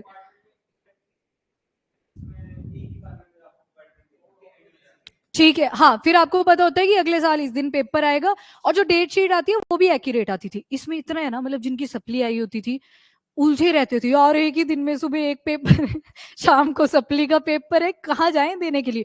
सबसे डेंजरस जब तो क्लैश होते थे पेपर, क्योंकि अब शेड्यूल तो बनेगा ही, और क्लैश करेंगे, आपके पीछे बैकएंड पे यूजीसी को थोड़ी पड़ी हुई है कि किसी की सप्ली आ रखी है, तुम खुद करो एडजस्ट, फिर पैसे भर रहे होते थे, इतने पैसे दे देते हैं फिर से पेपर कंडक्ट करवा दो हमारा।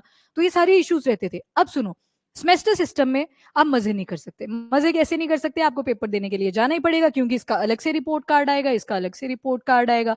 सप्ली आ जाती थी, टू बी ऑनेस्ट मैं तो अपने जूनियर्स को यही एडवाइस दे के आई थी, पेपर से 2 दिन पहले पढ़ने बैठ जाना है, चाहे हो जाए जो मर्जी, ठीक है, सप्ली नहीं आनी चाहिए, बहुत दिक्कत होती है कॉलेज में सप्लीज की। नहीं मेरी कभी नहीं आई, ऐसे मत देखो। पर जूनियर्स मांगते हैं ना लास्ट में एक पीस ऑफ एडवाइस, जब वो गेट टुगेदर एंड क्या क्या होती है फेयरवेल पार्टीज एंड ऑल, तब मैंने बोला था सप्ली नहीं लानी है, बाकी जो मर्जी करो तुम करना है, पूरा साल मत पढ़ो, पेपर से पहले जरूर पढ़ो, पीवाईक्यूज ओपन करो, वही खींच के फिर से वही पेपर्स में क्वेश्चन आते थे, तुम पेपर ही देते रह जाते हो इस 6 महीने के ऑर्डर में। सेशन शुरू हुआ लोहड़ी के बाद, ठीक है, फेब और मार्च के बीच में जैसे आपके पेपर आ जाएंगे, फिर थोड़े से आप फ्री होंगे, जब तक सांस लोगे वो बोलेंगे अब मिड टर्म आ गए, मिड टर्म दोगे अब बोलोगे फाइनल पेपर आ गए, तुम पेपर के ही लूप में रह जाते हो, ठीक है। चलो एनीवेज इस क्लास में तो अच्छा है, डिस्ट्रेक्शन नहीं होगी, तुम्हें खतरा रहेगा कि 6 महीने के बाद पेपर है दोबारा से। तो मतलब जो आपकी 10th क्लास और 12th क्लास, यहाँ पे बोर्ड के एग्जाम होते हैं, तो अब जब सेमेस्टर सिस्टम है तो 2 बार बोर्ड के एग्जाम होंगे पर क्लास।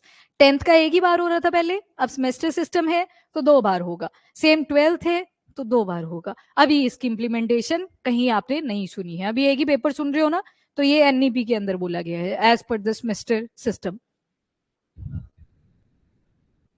नहीं स्कूल्स में कहाँ हो रहा है, अब प्राइवेट स्कूल्स हैं या गवर्नमेंट है, कर दिया इम्प्लीमेंट, ठीक है, हो सकता है, मैं अगेन वही बोल, पर अभी जो रिजल्ट आया था वो कंबाइन ही आया ना मेरिट एंड ऑल का।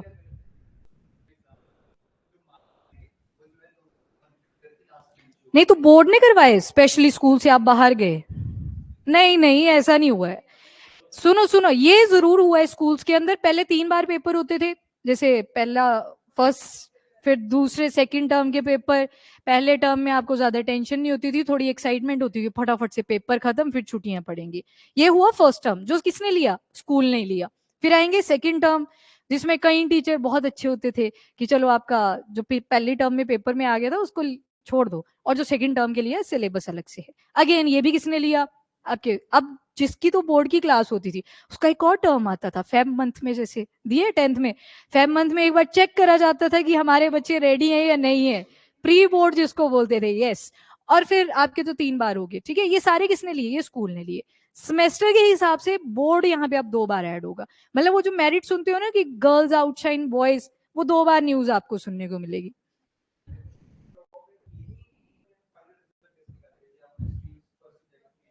जो सेमेस्टर सिस्टम होते हैं, नंबर तो मेंशन कर दिया जाएगा आपको कि मैक्सिमम 5 सब्जेक्ट ले सकते हो, मैक्सिमम 4 सब्जेक्ट ले सकते हो। मार्किंग सेम रहेगी कि 100 नंबर का एक पेपर है, 100 नंबर का। अब तुम्हारी अब ये चीज आप क्वेश्चन मार्क नहीं उठा सकते कि अब रिजल्ट किस पैरामीटर पे बनेगा।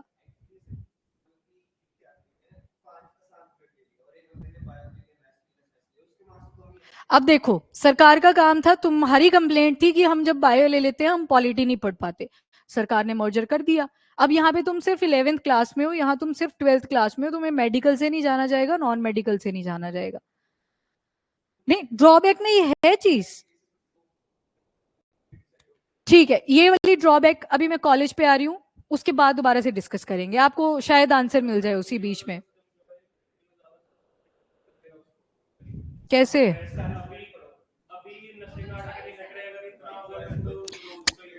सरकार ने ट्राई करा है बर्डन को रिड्यूस करने के लिए। आपके सेकंड क्लास तक पेपर ही नहीं है, पेपर की तो होती थी टेंशन। जो कॉग्निटिव एबिलिटीज होती हैं वो तो आपकी पेडागोगिक स्टेज में ही डेवलप होती हैं, जब टीचर आपको सिखाता है।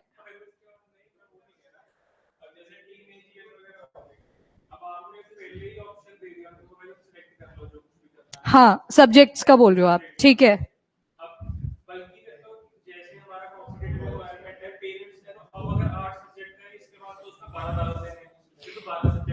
सुनो सुनो सुनो सुनो, सारे सुनो, ध्यान बुरा। हाँ हाँ हाँ। करो करो, डिस्कस करो, हम भी सुन रहे हैं। हो गया। इनका क्वेश्चन है कि पेरेंट्स कल को बोलेंगे कि और सब्जेक्ट ऐड करवा लो कि तुम्हें नॉलेज बढ़ जाएगी। अब सुनो, एक एक इंसान आ रहा है जो कि एनईपी अभी इम्प्लीमेंटेशन नहीं हुई है सिंस, तो वो बोलता है अगर आपका बच्चा 6th क्लास में है, 7th क्लास में है, 8th क्लास में है, 9th क्लास में है, 10th में है, 11th में है, 12th में है, और वो जेई नीट की, जेई या फिर नीट की प्रेपरेशन करना चाहता है, तो ये कोर्सेज आपके लिए अवेलेबल है। मतलब इनका बोलने का मतलब है कि सब्जेक्ट की एडिशन। यहाँ पे अब 6th क्लास से कौन बच्चा नीट की तैयारी करता है? 6th क्लास में किस बच्चे को पता होता है कि नीट की तैयारी? अर्बन सिटीज में है, रूरल एरियाज में ये ट्रेंड नहीं है, ठीक है, अब जाके गए है। अर्बन सिटीज में वो ओलंपियाड वगैरह होते हैं, तो उस करके बच्चों को कोचिंग में डाल दिए होते हैं, वो ऑलरेडी बर्डनड है उन्हीं सब्जेक्ट्स के साथ। और जब भी आप साइंटिफिक सब्जेक्ट लोगे, साइंस ले लिया, मैथ्स ले लिया, आपको टाइम ज्यादा डिवोट करना पड़ेगा, इन एक्स्ट्रा सब्जेक्ट्स के लिए आपके पास टाइम वैसे ही नहीं बचता है। तो जो आप बोल रहे हो ना ओवरबर्डन, यहाँ पे अब स्कूल्स की रिस्पॉन्सिबिलिटी रहेगी कि कुछ नंबर जो होगा सब्जेक्ट का उसको स्पेसिफाई कर दो। जैसे कहीं बोलेंगे कि हम 5 अलॉट कर देंगे, कहीं बोलेंगे हम 4 अलॉट करेंगे, इससे कम तो वैसे भी नहीं करेंगे, कहीं बोलेंगे हम 8 अलॉट करेंगे, बाकी स्टूडेंट की चॉइस रहेगी। सरकार ने आपको डाइवर्सिटी प्रोवाइड करी है, सब्जेक्ट लेने ना लेने वो आपकी पेरेंट्स और आपकी दिक्कत है। अब सोशल स्टिग्मा नहीं लगेगा। इंडिया के अंदर जनता बोलती है कि फॉरेन कंट्रीज में भी ऐसा होता है, आपकी सरकार ने आपको वैसे ही करिकुलम प्रोवाइड करा है। अब ये आपकी प्रॉब्लम है कि आप सब्जेक्ट नहीं चूज कर पा रहे कि कौन सा लेना है।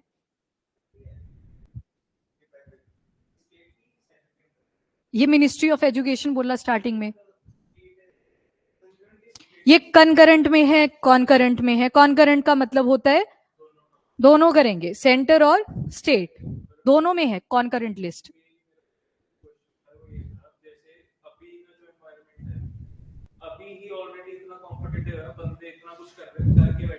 हम्म।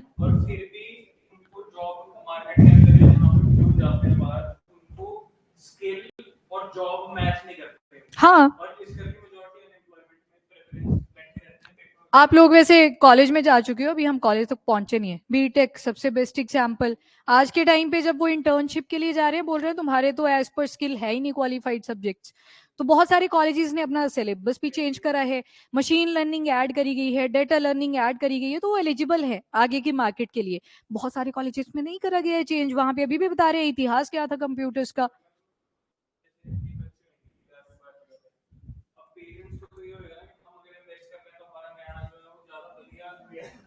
हाँ, ठीक है, ठीक। अबे न्याना जवाक कुछ मर्जी बोल लो, बच्चा ही रहेगा वो।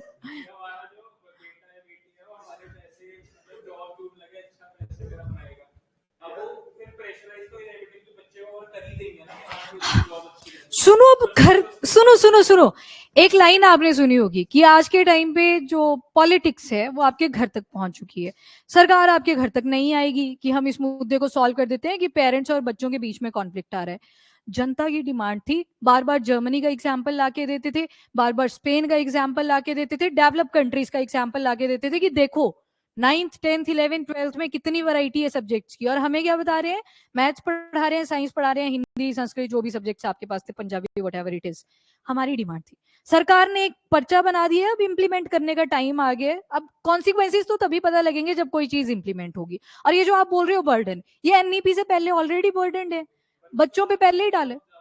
हाँ, ये अब यार ये तो फैमिली की प्रॉब्लम है ना, अब ये तो फैमिली देखेगी, ठीक है, कि बच्चे को बर्डन करना है या नहीं करना है।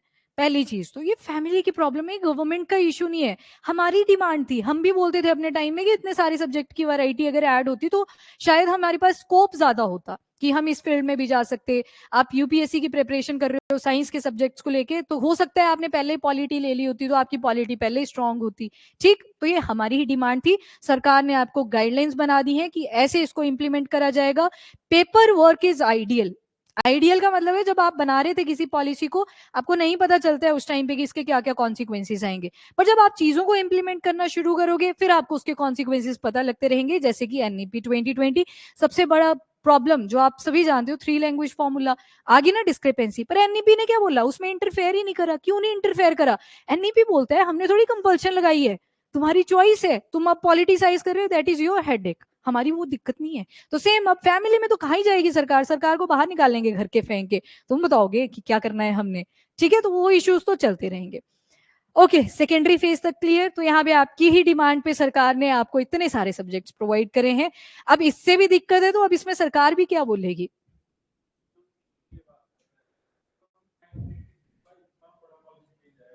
हाँ,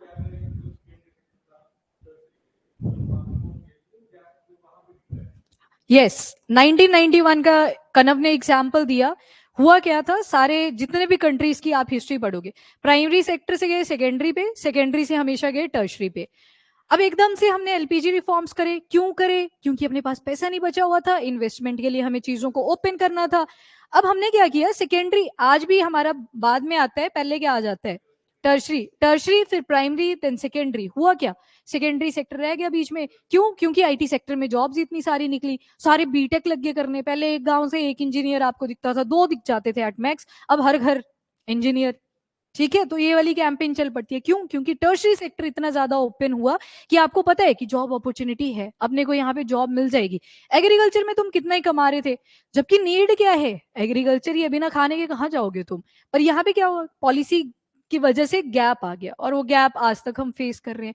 तो अब देखो, सरकार का काम है इम्प्लीमेंटेशन का, कॉन्सिक्वेंसेस क्या आएंगे वो इम्प्लीमेंट करने के बाद ही पता लगेंगे। जब आप भी पॉलिसीज को इम्प्लीमेंट करोगे आपको भी उसके कॉन्सिक्वेंसेस पता लगा करेंगे कि इसमें ये चीज एडेड होती तो ज्यादा बढ़िया होता। तभी तो अमेंडमेंट्स करे जाते हैं, चेंज क्यों करे जाते हैं, कि टाइम बदल चुका है और चेंज की जरूरत है, राइट? तो ये चीज थी इसमें। ओके, यहाँ तक क्लियर। अब रुको, मुझे पहले ऑनलाइन के पिक करने दो, यहाँ पे भी बहुत कुछ लिखा हुआ है। अच्छा, मैंने स्कूल का स्ट्रगल याद करवा दिया, ठीक है। 12th हमारे स्कूल में पेंटिंग कंपलसरी कर दिया था फॉर ऑल। अच्छा, अब देखो पेंटिंग सब्जेक्ट की बात कर लो। जैसे आपने किस क्लास तक पेंटिंग सब्जेक्ट पढ़ा हुआ है? 8th, 5th? अरे कोण वगैरह तो अंडरस्टैंड करने पड़ते थे ना, थ्योरी लिखी होती थी। बनाए एंगल्स? नहीं बनाए? एंगल में सुनो सुनो सुनो, एक मिनट रुको, मैं सबसे पूछेंगे, सबकी टर्न आएगी। पहली शीट देती थी आपको टीचर जो कि एंगल के लिए मिलती थी, हमारे स्कूल में तो ऐसे था, जिसमें एंगल बनेंगे, डिफरेंट टाइप की डेफिनेशन आएंगी, आपको वो डेफिनेशन समझनी है, फिर देखना है एंगल क्या बनेगा। मैंने तो डी का इतना यूज करा है ना, अलाउड नहीं होती थी कि डी के बिना अपने क्वेश्चन को अंडरस्टैंड करना है। मेरे को शॉर्टकट पसंद था एंगल में, बस निकल जाए, ये नंबर नहीं कटने चाहिए, क्योंकि एक भी आग गलत आपके नंबर वहां पे डिडक्ट। अगली जो शीट आती थी उसमें आता था हिरण, हिरण बनाइए, ठीक है। दो ऑप्शन होती थी, हम तो हिरण ही उठाते थे, इजी टू मेक, एक बार मुंह उसका अच्छा बन गया, उसके बाद हिरण ही बनाया। एक और शीट मिलती थी आपको जिसमें आता था या तो स्क्वायर में बनाओ या फिर सर्कल में डिजाइन बनाओ। मेरे को आज भी वो फूल याद है, मैंने एक ही फूल बनाया है जब तक ड्राइंग रही हमारे पास, कुछ ऐसे बनता था वो, ऐसे ऐसे और ये, बस यही फूल बनाया। और लेगेसी ऐसे चली, मेरी बहन ने भी यही फूल बनाया और मेरे भाई ने भी यही फूल बनाया। टीचर बोल रही है तुम लोगों का क्या है, ये एक ही फूल बनाते हो, चाहे स्क्वायर है चाहे सर्कल है, खानदानी फूल है, मेरी मम्मी ने सिखाया था मेरे को, मैंने वही चलाया आगे आगे। तभी तो वर्ड यूज करा लेगेसी, ऐसे ही चलती गई। अच्छा, ये था एंगल वाला। अब होता क्या था, जब जैसे ही आपको पता होता था कि ड्राइंग की क्लास है, आप रिलैक्स हो जाते थे पहले ही, निकल गया ना आधा स्ट्रेस तो वहीं पे निकल गया। अब बताओ मुझे, ऐसे कितने बच्चे हैं जिन्होंने सिर्फ 5th क्लास तक ड्राइंग पढ़ी? 1। ऐसे कितने हैं जिन्होंने 7 तक करी? 2। 8th मेजोरिटी होंगे। 8 के बाद आ गया था कंप्यूटर राजा, नहीं तो पहले ड्राइंग ही होती थी, फिर कंप्यूटर ने उसको रिप्लेस कर लिया। अब ये पेंटिंग यहाँ पे ये नहीं है कि आपने स्किल सीख ली, कंप्यूटर सब्जेक्ट आ गया तो आप बड़े आगे निकल गए, कुछ नहीं हुआ वहां पे भी, आपने वर्ड में टाइपिंग करी, आज तक टाइपिंग ही कर रहे हो, तो वो तो बाद में भी सीखी जा सकती थी।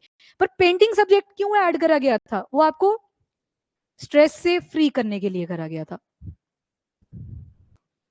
यहाँ पे मेन मुद्दा ही क्या था कि बच्चे को बर्डन ना लगे, इतनी पूरे दिन से इतने सारे सब्जेक्ट पढ़े। तभी तो ड्राइंग का सब्जेक्ट कभी भी फर्स्ट क्लास में नहीं होता था, मतलब फर्स्ट ही पीरियड ड्राइंग का नहीं होता। कोई ऐसा जिसकी क्लास में था पहला ही पीरियड ड्राइंग का? ये गलत हुआ तुम्हारे साथ, ये गलत हुआ। एक बार हमारी क्लास रखी, पहला ही रख दिया ड्राइंग का। हम पहुंचे प्रिंसिपल के पास, मैं कहा पहला ही, पहले में ही खुश हो जाएंगे, पूरा दिन क्या करेंगे बैठ के, बीच में रखो इसको। फिर उनको भी समझ आई। पहली बात तो किसी को नहीं पता होता कि इसका पर्पस क्या था, बस तुम्हें सब्जेक्ट थोप दिया था कि यहाँ पे ड्राइंग का है, फ्री के नंबर है, अच्छे से बनाना, अच्छे से कलर करना, अच्छे से एंगल बनाना, नंबर फ्री के आते हैं। अब ये मेन जो इसका पर्पस था, that was to make you stress free, ये इसका पर्पस था। खैर हम सब्जेक्ट से ही जोड़ लेते थे, बोर्ड के पेपर जिनके 8th के हुए हैं उनको ड्राइंग आती थी उसमें, 8th के बोर्ड में नहीं आती थी, पर जिन्होंने 10th में लिया होता था उनको आती थी, कंप्यूटर या फिर ड्राइंग। लिया यहाँ पे किसी ने, कोई है ऐसा? नहीं, मेरे कजिन, अच्छा संदीप 10th में आई थी ना, वहां पे आपको ऐसे मॉडल बनाना होता है, आगे कप रखा होता है बुक पे, स्केल्स होती थी, यस। आपका करिकुलम यहाँ पे डिफरेंट था, वो डिफरेंट होगा, सब स्टेट बोर्ड्स का भी डिफरेंट होता है। और सीबीएसई का बिल्कुल ही अलग होता है, कंसेप्चुअल ज्यादा होता है, टफ आता है paper if compare to the state board के जो एग्जाम्स होते हैं। चलो ठीक है, आज तो हम स्कूल ही पहुंच गए। मैम मैं तो फ्रेंड से शीट्स बनवाती थी सबमिट करने वाली, इन पेंडिंग क्लास में हाँ हाँ बस ठीक है। हाँ, ड्राइंग के क्लास में आपने होमवर्क भी करा होगा कि ये तो पिटेगा दूसरा टीचर, और एक दिन आपको ड्राइंग वाले ने भी पीटा होगा, हमें पीटा था कि अच्छा तुमने और काम करने हैं, अब मैं तुम्हें बताता हूँ अपनी पावर। और उसने ना स्केल उठाई, वो जो आयरन वाली होती थी प्रॉपर, सबके उल्टे हाथ पे मारी। मैं उस दिन से वो दुश्मन बन गया, ये इसने गलत कर दिया, फिर कभी बात ही नहीं करी। फिर हम 9th में हो गए, फिर उसके बाद मैं कहा चलो पास्ट भूल जाते हैं, ठीक है टीचर थे। सीबीएसई तो रुलाता है बच्चों को, यहाँ पे सीबीएसई वाले कितने हैं? हाँ ये मैंने भी सुना है कि रुला देते हैं, ज्यादा बर्डन है, ड्राइंग है ही नहीं। बस तुम तो छोटे रह गए फिर, सीबीएसई नहीं था।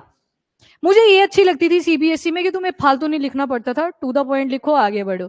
स्टेट बोर्ड में ये बहुत दिक्कत थी, तुम थ्योरी लिखनी पड़ेगी नहीं तो नंबर नहीं आएंगे, हिस्ट्री में तुमने शीटें नहीं भरी तुम्हें नंबर नहीं आएंगे, ये दिक्कत तो थी। लैंग्वेज में हाँ हाँ ये तो रहते थे, ड्राइंग में आपको आएंगे नहीं पूरे नंबर, कोई डायग्राम में, यहाँ पे डायग्राम नहीं इसको चित्र बोलते थे, इसमें उड़ा लेगा, हिरण कहाँ प्रॉपर ही बनेगा। एक हिरण जैसे ही क्लास शुरू होती थी ड्राइंग की, सर बोलेंगे बनाओ शेर बनाओ, हिरण बनाओ, और हिरण वाली वो पॉपुलर ही कहावत कि घास खा के चला गया, शीट खाली है, उससे ना टीचर का ईगो भी हर्ट होता था कि ये क्या मजाक चल रहा है कि हिरण घास खा के भाग गया है। लिटरली ऐसे शीट्स दिखा रहे होते थे बच्चे कि क्या चल रहा है ये। चलो ठीक है, स्ट्रेस फ्री, अगेन पर्पस यही था। आ जाओ वापस, अब स्कूल से चले कॉलेज। कॉलेज वाले कितने हैं यहाँ पे? ठीक है, हो गया, सभी का हो गया होगा मेजोरिटी, ठीक है।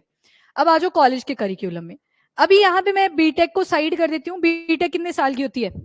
4 साल, पर उसमें भी अगर आपने पोस्ट कोई कोर्स ऐड करवा लिया था तो 5 साल की हो जाती है। Again college to college vary करेंगी चीजें। अब ध्यान से सुनना, यहाँ पे अगर मैं बीए का एग्जाम्पल उठाऊं, बीएससी का एग्जाम्पल, बीकॉम, और कौन बच गया, चलो जो भी है। अभी क्या होता था, 3 साल के लिए 3 साल के लिए था ये, ठीक है, 3 साल की डिग्री, ठीक है। और उसके बाद होती है आपकी पोस्ट ग्रेजुएशन, मास्टर्स, यहाँ पे एमएससी आ गया, एमए आ गया, एम कॉम आ गया, ठीक है, ये कितने साल की होती है? बीएड का बताइए किसके? 2 साल पहले कितने की होती थी? पहले 6 महीने की थी, फिर 4 साल वाला कौन है? अब 4 महीने की होगी है, ठीक है,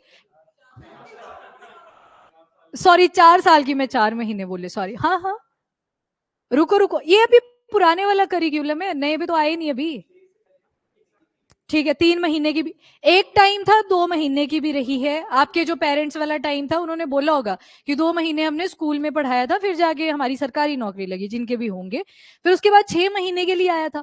1 डेढ़ साल के लिए, हिमाचल का एग्जाम्पल लूं तो कई कॉलेजेस ने 1 साल के लिए बीएड करी, फिर सरकार ने बोल दिया कि चलो 2 साल के लिए करते हैं। स्टेट टू स्टेट वेरी कर सकता है अगेन, क्योंकि कॉन्करेंट लिस्ट में है तो सेंटर से पूछेगा स्टेट की अपने इन्हें ऐसे करना है। अभी हिमाचल में देखोगे तो आई थिंक मेजोरिटी में 2 साल की ही बीएड करी जाती है। हुआ क्या यहाँ पे, आपने बीएससी करी, कईयों को कहीं ज्ञान दे देते हैं पहले बीएड कर ले, टैट का पेपर निकलेगा, क्वालिफाई हो जाएगा, सीधा सरकारी नौकरी, तो उन्होंने पहले बीएड कर ली, फिर थोड़ी सी वैल्यू एडिशन भी करनी थी, अभी टैट तो क्लियर हुआ नहीं, जब तक नहीं क्लियर हो रहा है तब तक एमएससी कर लो, 3 साल, 2 साल, 2 साल, 3 2 5 2 7, कहीं तो यहीं पे खत्म हो चुके होते हैं। बीएड कर ली, बढ़िया सा रिश्ता देख लो, चलो साइड में करो, लड़कों को नहीं, लड़कों को मास्टर कर, मास्टर करके नहीं लग रही है पीएचडी में जाओ, क्या कर रहे हो तुम, कुछ करना नहीं है आगे चल के, ये आ गया सोसाइटल स्टिग्मा, सोसाइटी हर जगह एंट्री मार लेती है जैसे मर्जी, मतलब यहाँ से दरवाजा बंद है बैक एंड से आ जाएगी। ये तो हुआ जो पुराने वाला था। अभी मैंने यहाँ पे बीटेक वगैरह की बात नहीं करी, बीटेक का कितना है, 4 साल का टाइम पीरियड, +1 तब ऐड होगा अगर आपने बोला कि मास्टर वाले सब्जेक्ट भी पहले ही ऐड करवा लेने, फिर आपको 5 साल रहना ही पड़ेगा कॉलेज के अंदर, तो 1 साल उनका आ जाएगा, अदरवाइज 4 साल, और अगर सेपरेट करनी है तो फिर 2 साल का टाइम पीरियड, बीएड करके इन्होंने क्या करना, ठीक है। एमबीए कर सकते हैं, हाँ ये भी ट्रेंड चला हुआ है कि बीटेक के बाद एमबीए कर लो, चलो ठीक है, अभी हम ट्रेडिशन पे आते हैं। अब सुनो एनईपी में क्या बोल दिया गया, एनईपी में जो 3 साल की डिग्री थी आपकी, उसको बोल दिया कि 4 साल की कर लो, और ऐसे नहीं होगा, अब 3 साल में आपने एक बार एडमिशन ले लिया, आपको कॉलेज जाना ही पड़ेगा, आपने बीच में बंक करा, आपको दोबारा से शुरू करना पड़ेगा, राइट। 4 साल में क्या बोला कि इसको डिवाइड कर लो आप 4 सालों में, 1 साल, 2 साल, 1 साल, सॉरी, एक एक साल में कर लिया डिवाइड। अब कोई ये मत बोलना मैम जिसने 6 महीने अटेंड करा होगा, अब इतना तो तुम्हारी भी रिस्पॉन्सिबिलिटी बनती है कि कॉलेज जाए आओ अब, है ना।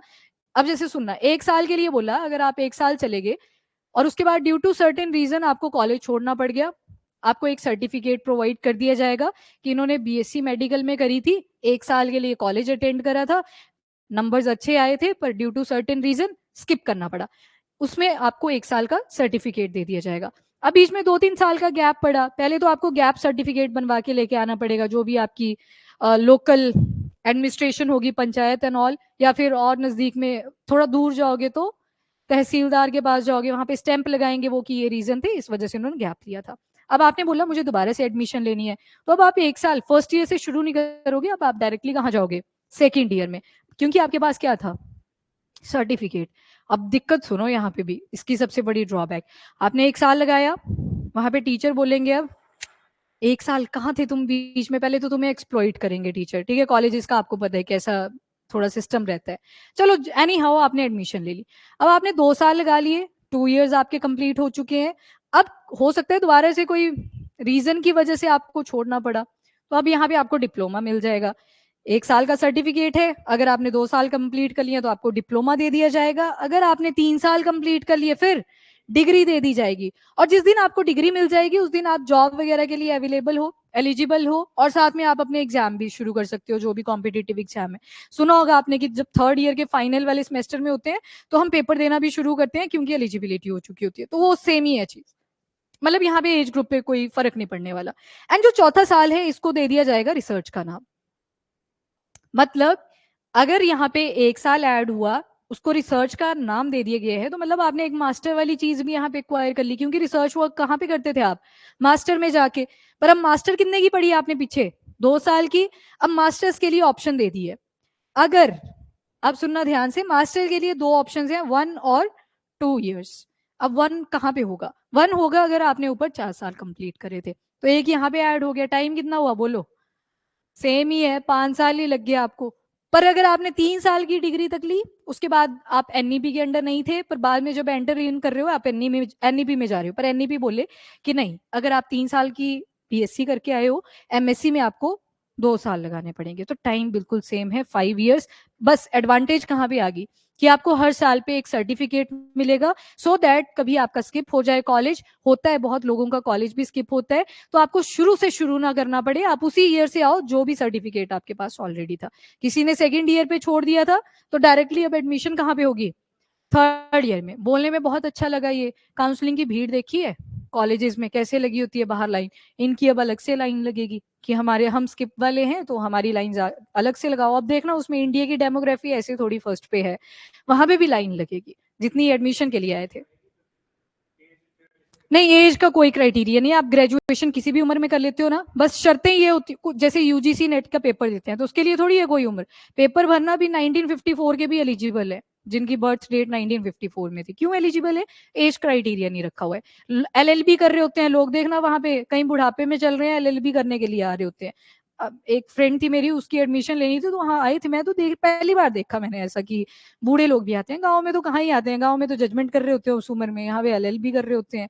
चलो, लग गया पता इस करिकुलम में क्या क्या चेंजेस आए। अब आ जाओ इससे भी आगे की पढ़ाई, पहले एमफिल सुना होगा आपने, ये इसके तहत उड़ा दी गई है। फिर पीएचडी आपने सुनी है, पहले कितने साल की होती थी, अब इसमें भी दो क्राइटेरिया बना दिए हैं, मिनिमम 3 इयर्स और 4 इयर्स। जो भी यहाँ पे रिसर्च पेपर एंड ऑल, उनका नंबर वगैरह मेंशन कर दिया जाएगा, यूनिवर्सिटी टू यूनिवर्सिटी वेरी कर सकता है, तो 3 साल में भी कंप्लीट हो सकती है, 4 साल में भी, मैक्सिमम तो कितना भी लग सकता है, डिपेंड करता है आप कैसे थे पीएचडी के टाइम पीरियड में। ठीक है, कौन सा, हाँ क्योंकि वो यूजीसी की बात होगी वहां पे अब, तो वो चीज आपको कनेक्ट करनी पड़ेगी। ठीक है, अब पीएचडी के बाद एक और होता है, कौन सा होता है, पोस्ट डॉक। पोस्ट डॉक तो वैसे भी इंडिया में कोई नहीं प्रेफर करता, फॉरेन निकल जाते हैं, पीएचडी में देख लिया होता है नहीं, निकल देते हैं पोस्ट डॉक, क्योंकि बाहर आपको एकोमोडेशन दी जाती है, स्कॉलरशिप दी जाती है, यहाँ पे हॉस्टल दिया जाता है, वहां पे भी लड़ाइयाँ खत्म नहीं होती हैं। पोस्ट ग्रेजुएशन होगी उसके बाद ही आप एलिजिबल होते हो पीएचडी के। वो 5 साल आपने पढ़ाई करी, बेसिक जो आपको पता होना चाहिए थे, जो पीएचडी से करने से पहले आपको चीजें पता होनी चाहिए थी। अब पीएचडी का अलग से टाइम था 5 साल का, तभी तो लड़कियों के केस में क्या होता था, एमएससी कर ली, पीएचडी में एडमिशन दिला दी, अब शादी करवाएंगे, पहले बात हो जाएगी कि खर्चा कौन करेगा, बीच में आएगा लड़की बोले नहीं मेरे को स्कॉलरशिप मिल रही है, I don't need your money. चलो एनीवेज, ये 5 साल पीएचडी के अलग से हैं, वो निकल गए 5 साल, बीएससी के भी निकल गए, एमएससी के भी ये अलग से आए।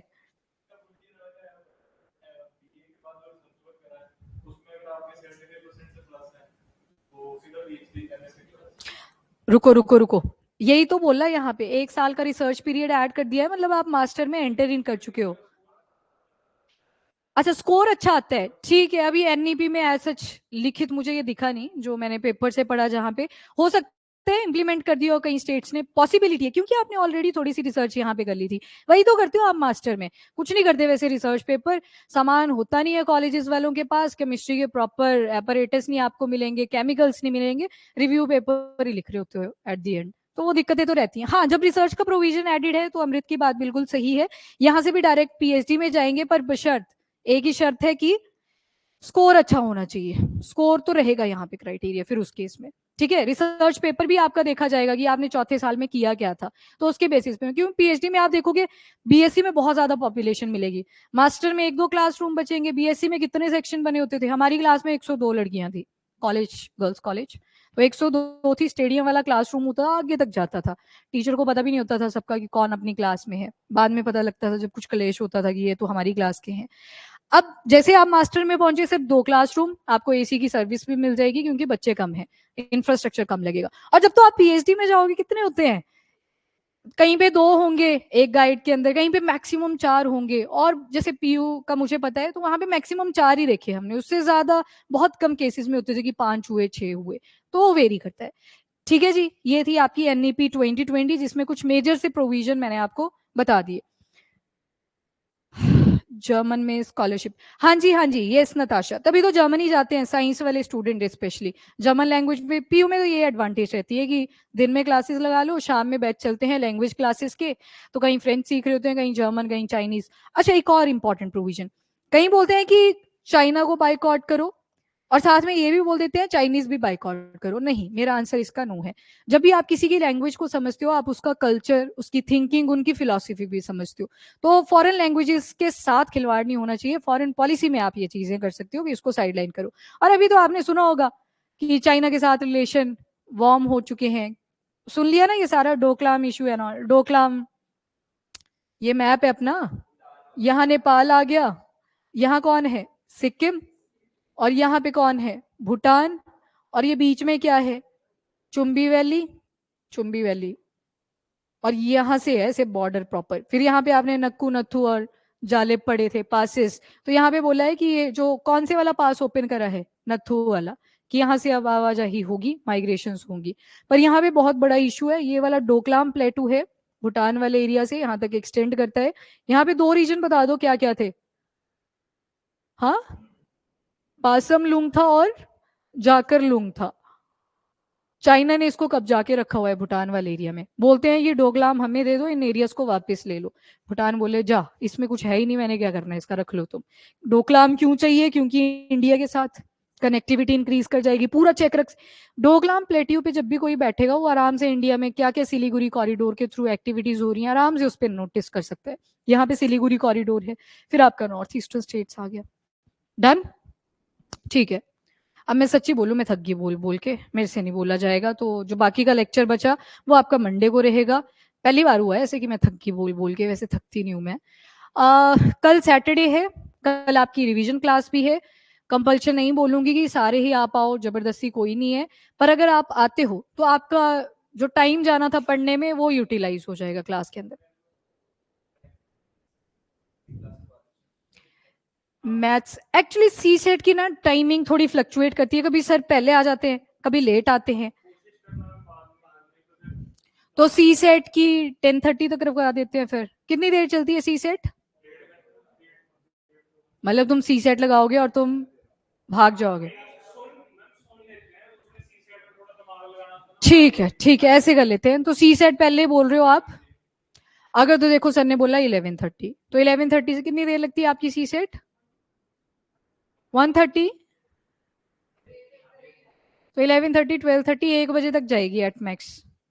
फिर 10 मिनट का आप ब्रेक लेंगे, 2:10 से 3:10, 3:10 से 4:10।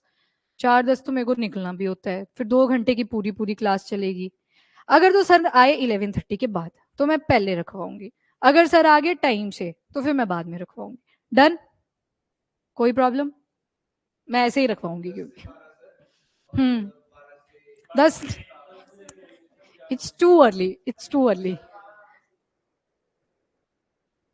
मैं तो 9:30 रखवा लूँ, मेरे को कोई दिक्कत नहीं है। ऑनलाइन वाले तो आ ही जाएंगे, ये तो ऑनलाइन बैठे हुए हैं। आप बताओ, आ जाते हैं? मैं एक बार कॉल करवा लेती हूँ। अगर सर 11 आ गए तो आपकी क्लास चलेगी लगभग 12, 12:30 ही चलेगी एट मैक्स। हाँ, 12:30 रख के चलेंगे। और फिर मैं 12:45 आपको यहाँ पे बिठा लूंगी ताकि मैं भी 4 बजे तक फ्री हो जाऊँ। ठीक ठीक। हम्म, पहले वाले ये देखा, बस मैं यही चाहती थी आप बोल दो पहले ही करवा लो। टाइमिंग्स आ जाएंगी, आपको देख लेती हूँ मैं जाके क्या शेड्यूल है कल का, उस हिसाब से। अच्छा सुनो सुनो, ऑनलाइन वाले भी सुनेंगे, अभी गए नहीं हो आप।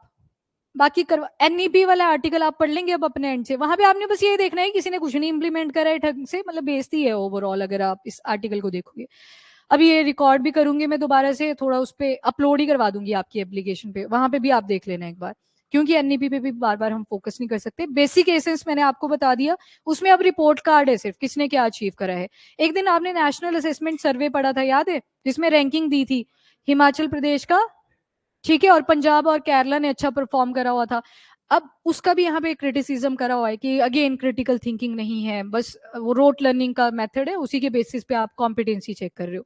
वही सारी चीजें एनईपी की लिखी हैं, बाकी के जो 2 आर्टिकल है वो मैं खुद करवा दूंगी आपको, ठीक है। एनईपी आपने एक बार रीड कर लेना है।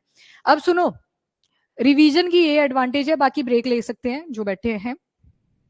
ऑनलाइन वाले स्पेशली यहाँ से भाग सकते हैं ना, क्योंकि इसलिए यहाँ पे तो जो आ गया एक बार फिर क्या ही भागेगा।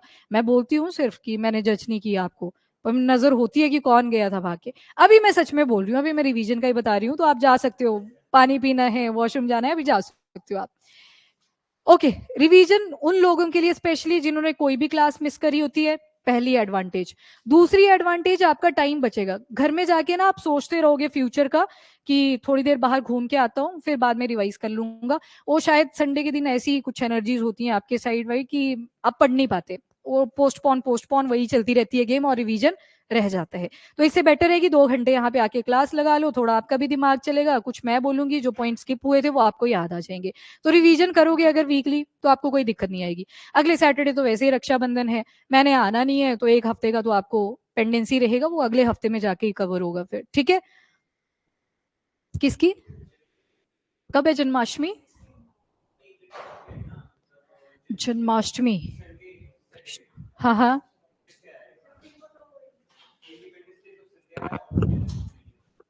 अब मुझे नहीं पता, रक्षाबंधन में मुझे ये पता है कि मैंने छुट्टी करनी है। बाकी तुम्हें है नहीं है वो मुझे पता नहीं है, वो बता देंगे सर, वो तो कोई इशू नहीं है। जन्माष्टमी अभी थोड़ा सा लेट है, तो 16 को है ना, पता करना पड़ेगा। पर हिमाचल वाले क्या करते हैं ना, छुट्टियां गिनते हैं कैलेंडर खोल के प्रॉपर, ये देखिए इधर सैटरडे आ रहा है। सुनो सुनो मैं बताती हूँ, नहीं नहीं, सैटरडे आ रहा है, संडे, सैटरडे वैसे ही रक्षाबंधन है, संडे अपनी तारीख हो जाएगी 10, 2-3 दिन रिकॉर्डिंग लगा लेंगे, और जन्माष्टमी घर पे सेलिब्रेट हो जाएगी। कईयों के फंक्शन होगा, हिमाचल में जन्माष्टमी आई नहीं, 3-4 घरों में टेंट लग जाते हैं। तो ये हिमाचल वालों की रहती है, क्यों? क्योंकि थोड़ा पहाड़ों में जाते हो तो दिल लग जाता है कि आराम से जाते हैं वापस, इधर तो फिर से ह्यूमिडिटी में ही आना है। तो वो होता है, जेन्युइनली होता है, तभी पूछ रहे हैं ये कि जन्माष्टमी की छुट्टी है या नहीं। बताती हूँ मंडे तक की है कि नहीं, मंडे को बताऊंगी, ठीक है। ओके, एनीवेज, तो आपने अगर अपना टाइम बचाना है तो उस केस में आप रिवीजन की क्लास जरूर लगाएं, ठीक है। और जो कॉलेज वाले हैं, अगेन आपके लिए नो कंपल्शन, सिंस इन्होंने पेपर देना है, अभी तो फर्स्ट ईयर चल रहा है, तो अभी आपका थर्ड ईयर में है। पर हाँ, जब 1.5 साल बचेगा तब प्रॉपर सिटिंग बना लेनी है। वैसे तान्या रेगुलर है, बाकी पता नहीं कितने कॉलेजेस वाले तो गायब हो चुके हैं यहाँ से। किसका? हाँ हाँ, मुझे नहीं पता उसका, मुझे सच में नहीं पता इस पेपर के बारे में कि मेंस कहाँ पे होता है। वैसे तो रिटर्न ही होना चाहिए मेंस का, कंप्यूटर पे तो नहीं होना चाहिए, कैसे लिखोगे फटाफट उसमें? फिर टाइपिंग स्पीड टेस्ट होती है क्या? अगर तो टाइपिंग स्पीड टेस्ट होती है फिर हो सकता है कि कंप्यूटर पे हो। ईपीएफओ का है ना, हाँ हो सकता है फिर तो। एम्प्लॉयमेंट प्रोविडेंट फंड, ईपीएफ, ओ क्या आ गया, बस तो ईपीएफओ, तो इनका हो सकता है कि कंप्यूटर सिस्टम पे होता हो। ग्रुप बी में आता है ना ये तो, ए में आता है। एक बार चेक कर लेना प्लीज, मुझे नहीं है इस पेपर के बारे में पता। ठीक है online, thank you so much. अच्छा, जन्माष्टमी तो 15 को बोल रहे हैं, 16 को है पक्का? हाँ, अच्छा हाँ, हिमाचल में तो होता है ना, भट्टी चल रही होती है पहले छोटे दिन। अच्छा 4 दिन, 3 दिन, तीन, ओके, ठीक है, 4 दिन वाले भी हैं। देखो छुट्टी हो ना हो, जिसने छुट्टी करनी है वो करके ही रहेगा, ठीक है, सीधी सी बात है। रक्षाबंधन की हॉलीडे है मैम, आर्यन अभी मुझे नहीं पता, आ जाएगा आपके ग्रुप्स में मैसेज, अभी 1 हफ्ता है, टेक अ डीप ब्रेथ। हाँ जी हाँ जी, क्लासेस होनी है, मैंने सैटरडे बोला, अगले सैटरडे। मैंने पहले बता दिया कि मैंने नहीं आना है, तो हफ्ते में क्लासेस ठीक से लगाना, मैं साथ के साथ पूछ लूंगी, ताकि ऐसे पेंडेंसी ना रहेगी आपने स्किप करा। नहीं जी, मैंने सैटरडे बोला, स्पेशली सैटरडे, ओनली सैटरडे, और मंडे का भी कंफर्म नहीं है, ठीक है। तो सैटरडे आपका रिवीजन नहीं होगा, मैं ये चीज बोल रही हूँ, तो क्लासेस ठीक से लगाना हफ्ते की। इस वीक की है, लास्ट की तो करनी ली थी कंप्लीट, इस वीक की है, इस वीक की।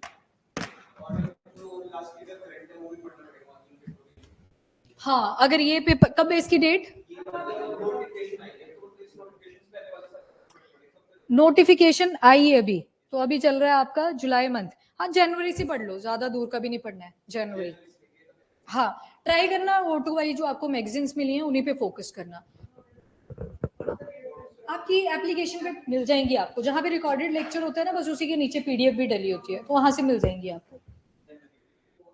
जनवरी ऑनवर्ड पढ़ लेना इन पेपर्स के लिए, ठीक है, इतना मोर देन इनफ है। उससे ज्यादा आप पढ़ोगे तो फिर खुद को ही बर्डन फील होगा, तो जनवरी से बेटर है। चलो ठीक है, ठीक है, थैंक यू सो मच।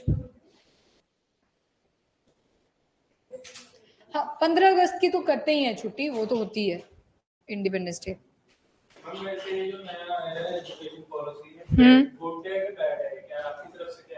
मेरी तरफ से सरकार ने बहुत अच्छे से इसको प्लान करा हुआ है, इम्प्लीमेंटेशन डिसाइड करेगी कि अच्छी है कि बुरी है। सीरियसली बोलूं, यही हमारी डिमांड्स थी जनता की। पहले पेरेंट्स बोलते थे बच्चों के पेपर नहीं होने चाहिए, जब आप छोटे हो पेपर होते थे, नर्सरी के भी होते थे, केजी के भी। सरकार ने बोला लो सेकंड क्लास तक मत दो तुम पेपर, उसमें कोई इशू नहीं है। अब गवर्नमेंट किसके बिहाफ पे काम कर रही है? जनता के भी हाफ पे। ऑब्वियस ही बात है, जो डिमांड करेंगे वही ला के देंगे। ठीक है, ये मान लिया। कॉलेजेस में हमारी भी डिमांड रहती थी कि हमें एडिशनल सब्जेक्ट भी होने चाहिए, हम सिर्फ साइंस तक की लिमिट रह जाते हैं, यहाँ पे अलाउ कर दिया आपको, तो उसमें बुरा कुछ नहीं है। ग्रेजुएशन की अगर बात करें तो हम भी बोलते थे यहाँ पे कि कुछ ऐसा हो जाता कि रिसर्च वाला काम बीएससी में निपट जाता। बेशक यहाँ पे टाइम उतना ही लग रहा है अभी भी, पहले 3 साल लग रहे थे तो मास्टर में आके 2 साल लग जा रहे थे। इन्होंने बोल दिया 4 साल लगाओ, 1 साल मास्टर का, पर अगर 3 साल लगाए तो फिर 2 साल मास्टर के। और पीएचडी की बड़ी दिक्कत रहती थी। बहुत सारे लोग ऐसे होते थे, थोड़े इंटेलिजेंट होते हैं, उनको लगता है कि हमारी पीएचडी 3 साल में कंप्लीट हो सकती है, तो 5 ऐसे ही जबरदस्ती लटकाया हुआ है अपने को। तो उनके लिए भी बेनिफिट हो गया कि 3 साल मिनिमम दे दिए कि निपट रही है निपटाओ, तुम्हारी चॉइस है वो।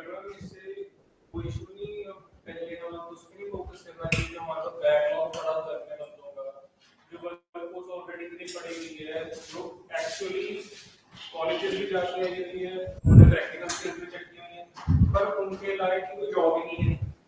उस पे पहले मेन फोकस नहीं होना चाहिए था?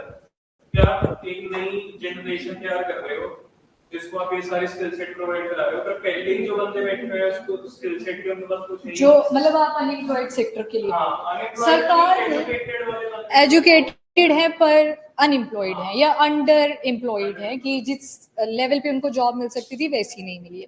उनके लिए सरकार ने बहुत सारी स्कीम्स चलाई हैं जिसके अंडर वोकेशनल ट्रेनिंग्स प्रोवाइड करी जाती हैं और आपको पैसा देना भी नहीं पड़ता, वहां पे आपको पैसा दिया भी जाता है, lump sum amount for a month. तो अब ये तो यूथ की रिस्पॉन्सिबिलिटी है ना कि जाए उन स्कीम का फायदा उठाएं। यूथ नहीं जाते हैं, सरकारें खुद बोलती हैं कि हमारे पास इस बार इतनी एडमिशन थी। अब यहाँ पे एक जो इशू आता है दैट इज मिसट्रस्ट, सरकार के ऊपर भरोसा नहीं है कि पता नहीं कैसा ही कोर्स करवाएंगे। पर एक दिक्कत रहती है, एक बेनिफिट रहता है कि अगर सरकार ने कोई आपको सर्टिफिकेशन प्रोवाइड करी है ना, उस सर्टिफिकेट की वैल्यू बहुत ज्यादा होती है। अगर आप एक्चुअल में कोई स्किल सीखते हो, सरकार ने कोई स्कीम चलाई थी, उसके तहत आपको सर्टिफिकेट मिला है और अच्छे से करवाते हैं। वोकेशनल ट्रेनिंग का मैं बोल सकती हूँ क्योंकि मेरे बहुत सारे फ्रेंड्स थे, उन्होंने दी है वोकेशनल ट्रेनिंग्स। पता तो है आपको, फिर चेक नहीं चेक नहीं, मैं वो है सिर्फ कल्ला जैसे जो 10वीं 12वीं वाले बच्चे हैं उनके लिए। हाँ, but I never seen any individual who was in BTech.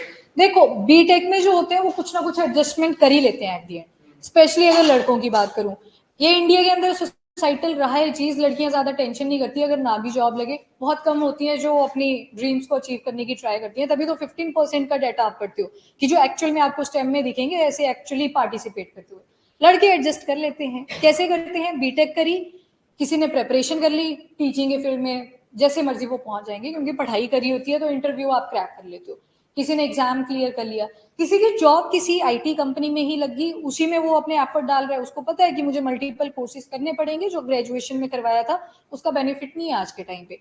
ये वो लोग हैं जिनको पता है कि सरकार के भरोसे भी नहीं चल सकते पूरे, और अपने भरोसे भी नहीं रह सकते कि कौन सी डिग्री करके आए थे।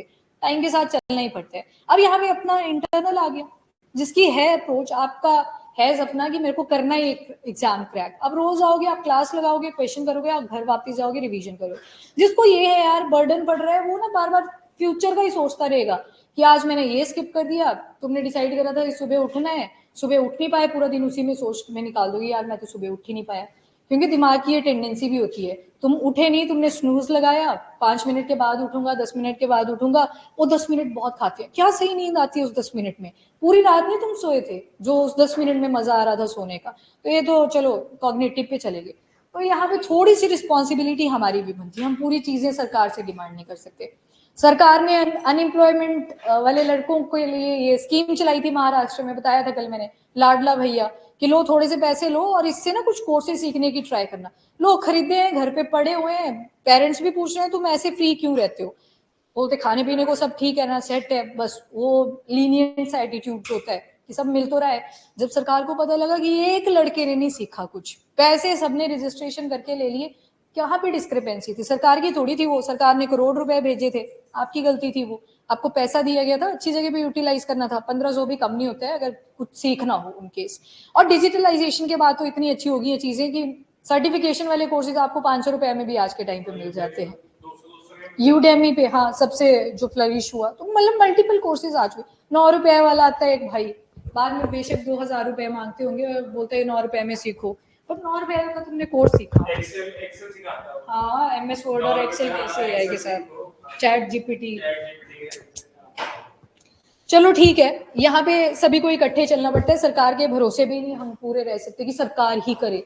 अब टैक्स भी तो सबने नहीं दिया था, जिन्होंने तो टैक्स पे करा था वो तो फिर डिमांड करेंगे, वो क्वेश्चन भी रेज करते हैं। मेरे जो पापा हैं मतलब वो